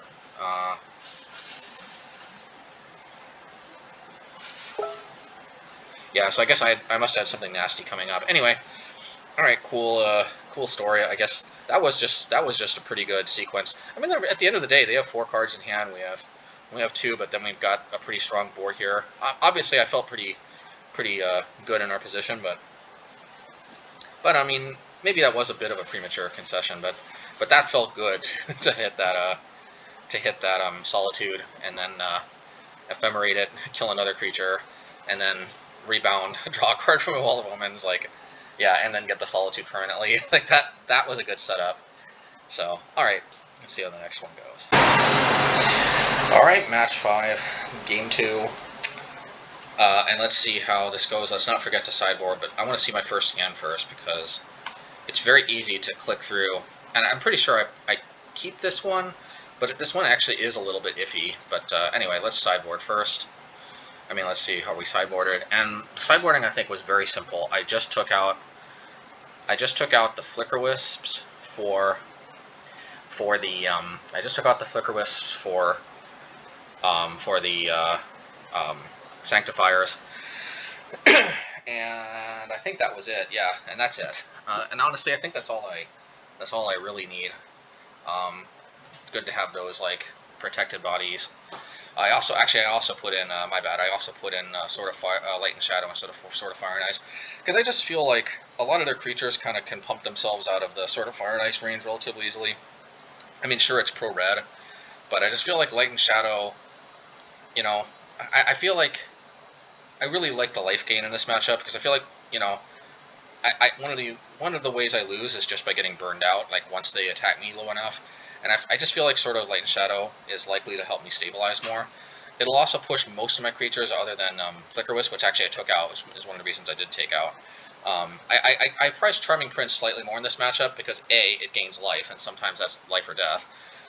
B, it helps you do your Solitude blink game 1 turn earlier.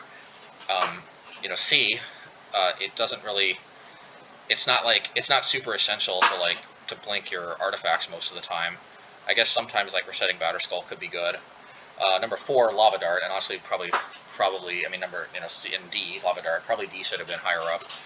Lava Dart's a big reason not to play Flickerwisp, because basically you only really Lava Dart just makes Flickerwisp almost like a non-card, other than the Flicker, and you also like this. They don't produce like much tokens or anything, so the Flicker itself is mostly just going to be useful on your side. And yeah, I don't know. Like I think in this particular matchup, Charming Prince, plus Charming Prince is a slightly better Ephemerate target when you can't really use it offensively because you can scry 2, gain more life. You know how that goes.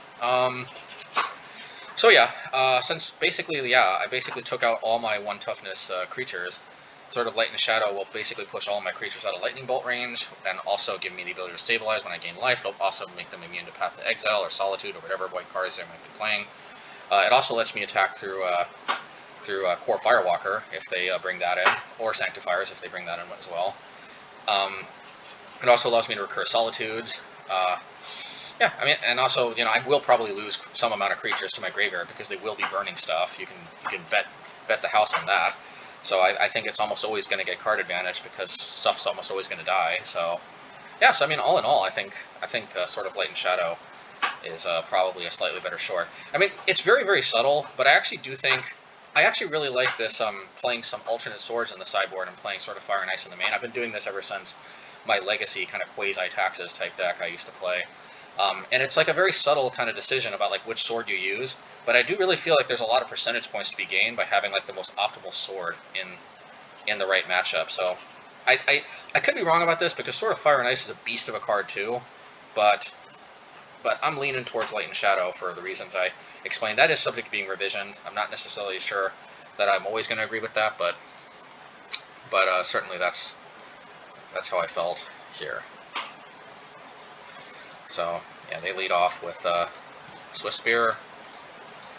Yeah, and oh, and I have the Solitude combo actually. So yeah, they play another Swift Spear, and okay, in response to Bobble, I Solitude, and I pitched Charming Prince because at the end of the day, I mean, I could reset the Solitude, but you know, it could get like just easily killed in response. The Sanctifiers obviously are way too powerful in this matchup. Skyclave is basically just going to be a clean extra sort of removal type spell that I don't need to jump through hoops over. If I could pitch the Calder, I would, but you know I can't. So Prince just seemed to be the best. You know, and I just do this just to minimize the life they gain. Maybe I should have waited till they played another. You know, they might have played another Swiss Spear or something, and then you know I can get even a third trigger out of this. But you know, I can also attack for 3 if they don't do anything else. Yeah, so I kill that Ephemerate, and you know, they just scooped. I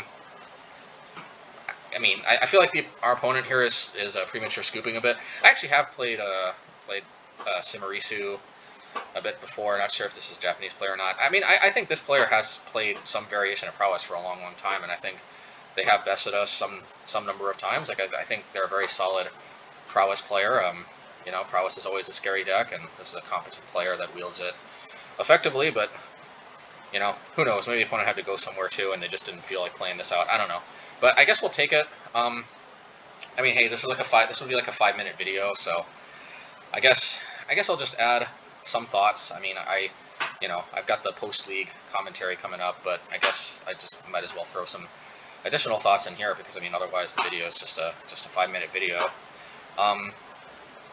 Yeah, I mean, you know, like I think there is something to be said about playing a deck that speaks to you, so to speak. You know, I remember that's what Nikachu said in one of his videos. I haven't followed him for like a bit, but definitely back when I was following him more closely, like a few years ago, I remember he had a very good video about how important it is to play a deck that really speaks to you. And you know, and at the end of the day, we didn't 5-0 this one, but we did get a solid 4-1, and I'm happy with that. And obviously, I like to get 5-0s. I like for my decks to get published. You know, I mean, who doesn't? And you know, and I do think this is a good deck. So I'm hoping that you know one day maybe this deck will get published, and maybe people will you know maybe take note that I think there are some good ideas here. I mean, do I have 100% you know the best ideas? I mean, I'm sure not. I mean, obviously, I changed my decks enough that I can't ever be certain that there isn't something else that can make the deck better, but I feel like each iteration, each change we make, I think is taking the deck further in the right direction. At least I certainly hope so.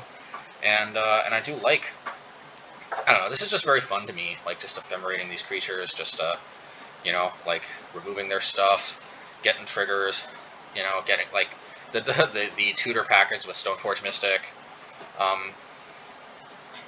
Yeah, it's just you know, there's just something, there's like, you know, I could go back to Hammer Time, and there's a very good chance that I was probably nowhere near close to them. I mean, because I've definitely, I've seen Urza's Saga in action in Hammer Time builds, and for 100%, I should have been playing Urza's Saga back when I was playing Hammer Time. But at the end of the day, I gotta be honest, and you know, I'm sorry for any fans that really want to see me play Hammer Time more, and it's not out of the question that I might. But, you know, I'm gonna be perfectly honest, I never really enjoyed it that much. I mean, like, sometimes I could get a kick out of hammering them, but I don't know. I mean, it's weird because, like, obviously it's very similar to Infect, but yeah, it's weird. It's very similar to Infect, but I guess the difference is I feel like Infect is more of an aggro deck. I feel like Hammer Time is more of a combo deck because, like, Hammer Time just doesn't win all that often by chipping in with damage because it just doesn't have a lot of Exalted. Doesn't have a lot of it doesn't have like, basically Hammer is almost a dead card without your enablers. So yeah, I mean, there is actually, like, it's definitely closer on the combo spectrum than Infect. But obviously Infect itself is oftentimes thought of as a combo deck. I don't quite see it that way, certainly not my build, because I put all those, like, Exalted effects in there. The idea being is that a lot of times I'm perfectly capable of just winning with Exalted triggers. They will end the game in a hurry too, not necessarily on turn 2 or even 3, but I think a lot of times you can win on turn 4 without even playing a single pump spell, just by playing the Exalted effects, you know. And there's just something to me there's just something that speaks to me about that kind of approach instead of, like, just trying to sneak a hammer into play, and I don't know. And I guess it's cool when you sneak a hammer into play, but obviously the deck's going to be busted if that's just what always happens. It's just very frustrating when, like, it just doesn't come together and you just don't really do much. And that's kind of how combo is when they disrupt the combo. Sometimes you just sit around and you're not really doing anything. And, you know, some combo decks definitely have the ability to recover a bit more. I did play some Reanimator decks in the past. You know, like I said in that Chillin' With My Bro video, one of my friends had, like, a Lakota's Champion Buried Alive type deck. So, like, sometimes I would play that deck, and that actually felt pretty cool to play. But, like, to be honest, combo decks, out of the combo, aggro, and control mega archetypes, and, you know, mid-range is definitely, and let's be honest, mid-range is basically just big aggro, essentially. Like, I know some mid-range players are like, heresy, but, like, it is. It's not control, okay? Okay, folks, mid-range is not control. Like, sometimes the line between mid-range and control might be hard to distinguish, but mid-range is definitely, I think even mid-range players agree. Obviously, mid-range you could say is not aggro, but it kind of is, because you kind of are trying to end the game, usually with creatures, sometimes with like, you know, usually with creatures. I mean, anyway, yeah, and it just basically mid-range is, like, slower, bigger aggro. You know, like, aggro decks are a spectrum. You know, like, you've got your ultra fast glass cannon aggro decks, like I guess, like, older versions of 8-Whack. Newer versions might be a little more resilient. I don't know. I haven't really followed 8-Whack that much, but definitely some older versions of 8-Whack were super all in, and, like, if you withered, like, the first 2-3 turns, then, like, they just ran out of gas, and that was that. Definitely older versions of Burn that didn't have Sunbaked Canyons definitely felt super glass cannon-ish the same way. You gained a little bit of life, and then basically they just couldn't finish you off. So, you know, so yeah, like, there's, like, definitely a spectrum, because there are super all-in aggro decks that basically run out of gas if they don't either kill or reduce the opponent's life total to, like, 5 or something within the first 3-4 turns, you know. But then there are also aggro decks. There have always been aggro decks. I mean, kind of like, you know, so-called Suicide Black, or, you know, or Stu Black, or however it was used to be called back in the day. Now, I know, obviously, the versions that played the actual card Hatred from Exodus could sometimes win on, like, turn 3, because you play, like, a turn 2 shadow creature, which now you got Dothi Voidwalker, you know, but you don't have the actual card Hatred legal in Modern. That's, I think, still a legacy-only card. But, you know, the idea behind those Hatred decks is you would play, like, a turn 2 shadow creature, turn 3 Dark Ritual into Hatred, which Dark Ritual is also not Modern legal, thank goodness. Yeah, you know, sometimes you could just, like, pay, like, you know, as much life as you needed to just finish them off right then and there, and obviously that kind of feels like an all-in aggro-ish type strategy. But the funny thing is, later versions of, like, so-called Stu Black, which, you know, basically Stu Black is mono black mid-range. I call it mono black mid-range because, like, I don't know, like, the older naming conventions, you know, let's just say I prefer not to call it Stu Black. I think it's just mono black mid-range. It's a little more bland, but at the same time, it's just like, I think I'll just, you know, that's just kind of my preference. But yeah, you know, Those decks never necessarily killed as quickly as like the Slay decks back in the day, or even some of like the faster Merfolk decks sometimes. Although only having a 4 Lord of Atlantis instead of 8 Lords always made the Merfolk decks a little slower back in the day until they got the full 8 Lord package, and even further Lords that started coming out. So never mind. Maybe Merfolk decks of yore weren't necessarily that fast. Like the Static Orb Opposition deck, that was a slow Merfolk deck I've ever seen one. But of course, Elves had the tendency to be fast. They've always had at least Elvish Champion. Well, not always. I think that was since Invasion. But yeah. What I've been basically trying to say is that you've had your all-in aggro decks, but then you've also had your like Rebels. Rebels is a good example. I mean, you could call Rebels mid-range actually, but like Rebels definitely kind of blurs the line between mid-range and aggro, and even today, I mean, you used to have decks like Zoo and then Big Zoo, and I think most Zoo decks today basically are Big Zoo. I think the only Zoo decks that basically are still around are, for the most part, the Domain Zoo decks. I mean, that's a kind of a Big Zoo deck, and that's kind of like a big aggro deck. That's definitely kind of like more aggro than Jund, but it's definitely more mid-range than like 8-Whack. I think we can all agree. So, so at the end of the day, yeah, like there really are the 3 archetypes: control, aggro, combo. Mid-range is really just like big aggro. It's definitely like it's the spectrum of aggro that's coming the closest. That's closer to control. But like at the end of the day, it still is aggro. It's not even necessarily aggro control. Merfolk is definitely aggro control, but like,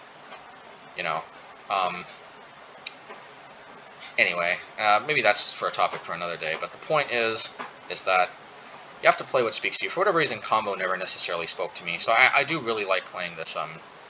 This is kind of a quasi combo deck, I guess you could say. But but all of these cards are pretty good in their own right. Like I feel like a true combo deck is kind of like a card like Hammer, Colossus Hammer, that kind of sits around and doesn't do anything if they prevent the equipment kind of thing. Or needs like enablers to really, or it's prohibitively expensive otherwise, stuff like that. And like Ephemerate, sure, under some board states it's going to be less than ideal. Sometimes you don't even have a creature in play, but I mean, under so many board states, it can be used to save any creature, even if you don't actually use the other the other flicker effect. I don't know. It's to me, I just feel like these kind of aggro, mid-range, and control in a way always spoke to me more, and maybe to some extent, all of my decks being more mid-ranges. I mean, my red deck is mid-range, my Merfolk deck is mid-range, my black deck is mid-range, my white deck is mid-range. The only deck I have that isn't mid-range is Infect. That's the only kind of like more hyper-aggressive, and even that is I think a bit more mid-range than your average Infect deck, because some just like go all in with like 16 dedicated pump spells. Like I only have 4 dedicated pump spells: Might of Old Krosa and Scale Up. And I call dedicated pump spells that basically they don't also give like hexproof or anything. They just pump. And Scale Up and Might of Old Krosa, they just pump. And that, of course, those are the most powerful, but those also are the most liable to get blown out by like Fatal Push and stuff. So yeah, it's definitely a little more mid-rangey, because I play kind of, I think, in a way, maybe the minimum number. The minimum number is probably 4, but I play like very close to the minimum number of dedicated pump spells that aren't also like hexproof or anything. And it's definitely an aggro deck through and through. I mean, you can even say aggro combo, but it's definitely like an aggro deck first and foremost. But even that, I mean, I'm playing Luris, and like, even as far as Infect decks go, I try to give the deck as good of a late game as possible, even if I sacrifice just a little bit in the earlier game sometimes. So I don't know what to say. Just I like this deck. I like how it plays out, and this has been a blast. So hopefully we'll trophy with it soon. But the more and more I play, Tax Blade, Blink Blade, whatever you want to call it, essentially the deck whose spiritual ancestor, or the deck formerly known as Death and Taxes, you could call it, because it seems like even other Death and Taxes players are moving more to an Ephemerate Blink type of a style. It looks like this wasn't an innovation from me. I think this is kind of something you could obviously intuit with how powerful Ephemerate is, and yeah, I think this is something you could probably just intuit anyway. Like anybody could, everybody probably did, but yeah.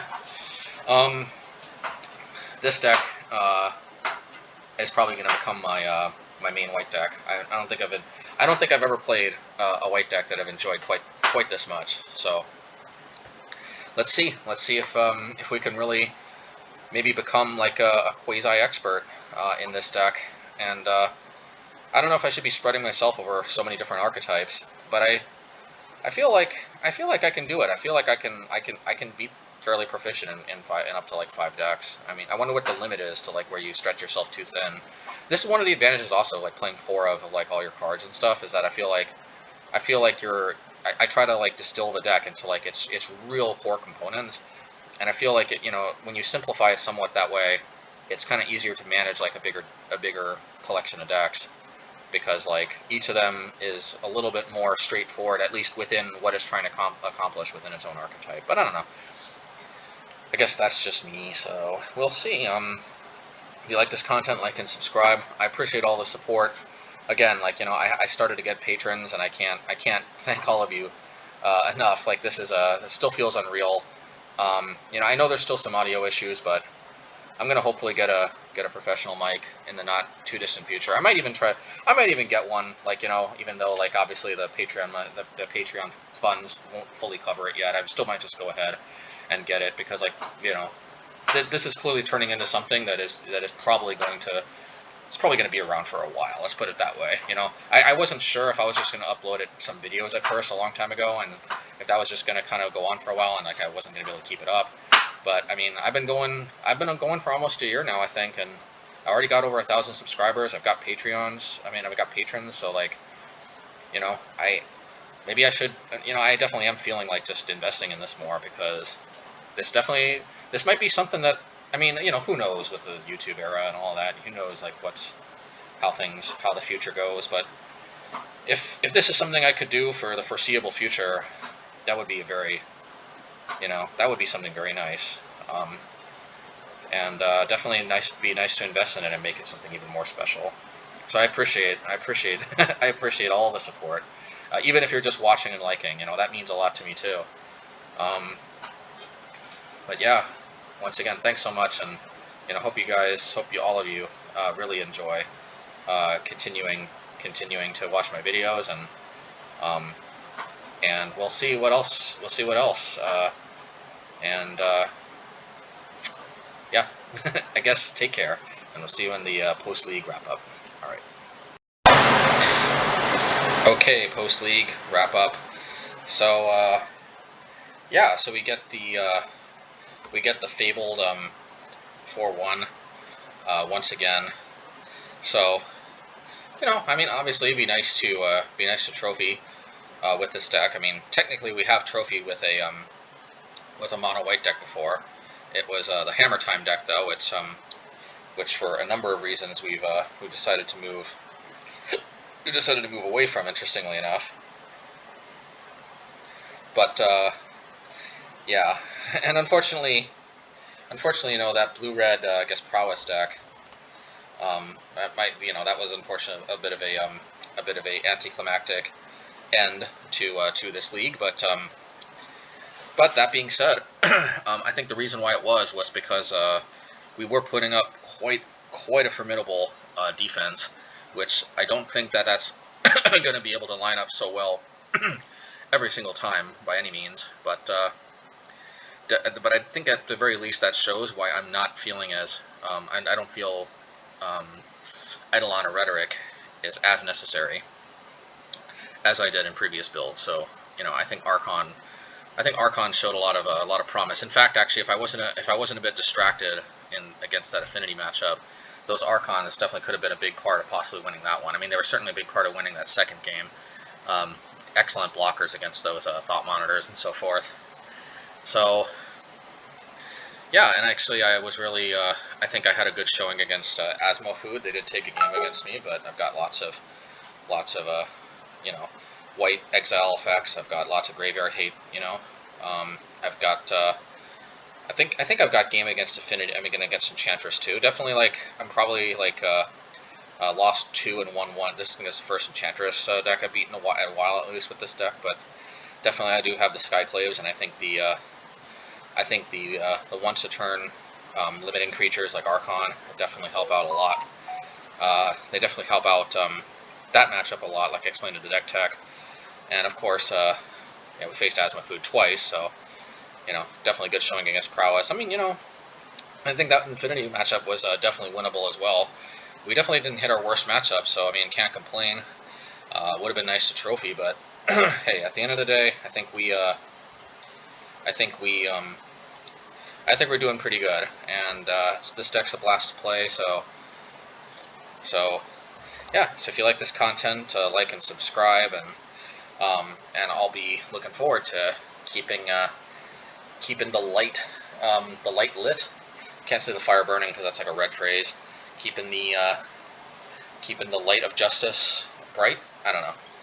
Well, whatever. I'm gonna keep trying to make mono white work in modern, and of course Taxes has been around for a long time, so obviously it does work. But work for me at least. All right. If you like this content, like and subscribe. Like I said, and hit the bell icon for notifications once you do subscribe. I think you'll like these interesting. I hope they're interesting, but these I definitely want to try to make this a better experience going forward too. So hopefully I will have some better equipment, in the future, especially now that I have patrons. So I appreciate all of you, and I mean, the plan was to do the shout out on the deck tech. If that's changed or something, then that might be in this video. But in any case, y'all take care, and yeah, have a good one.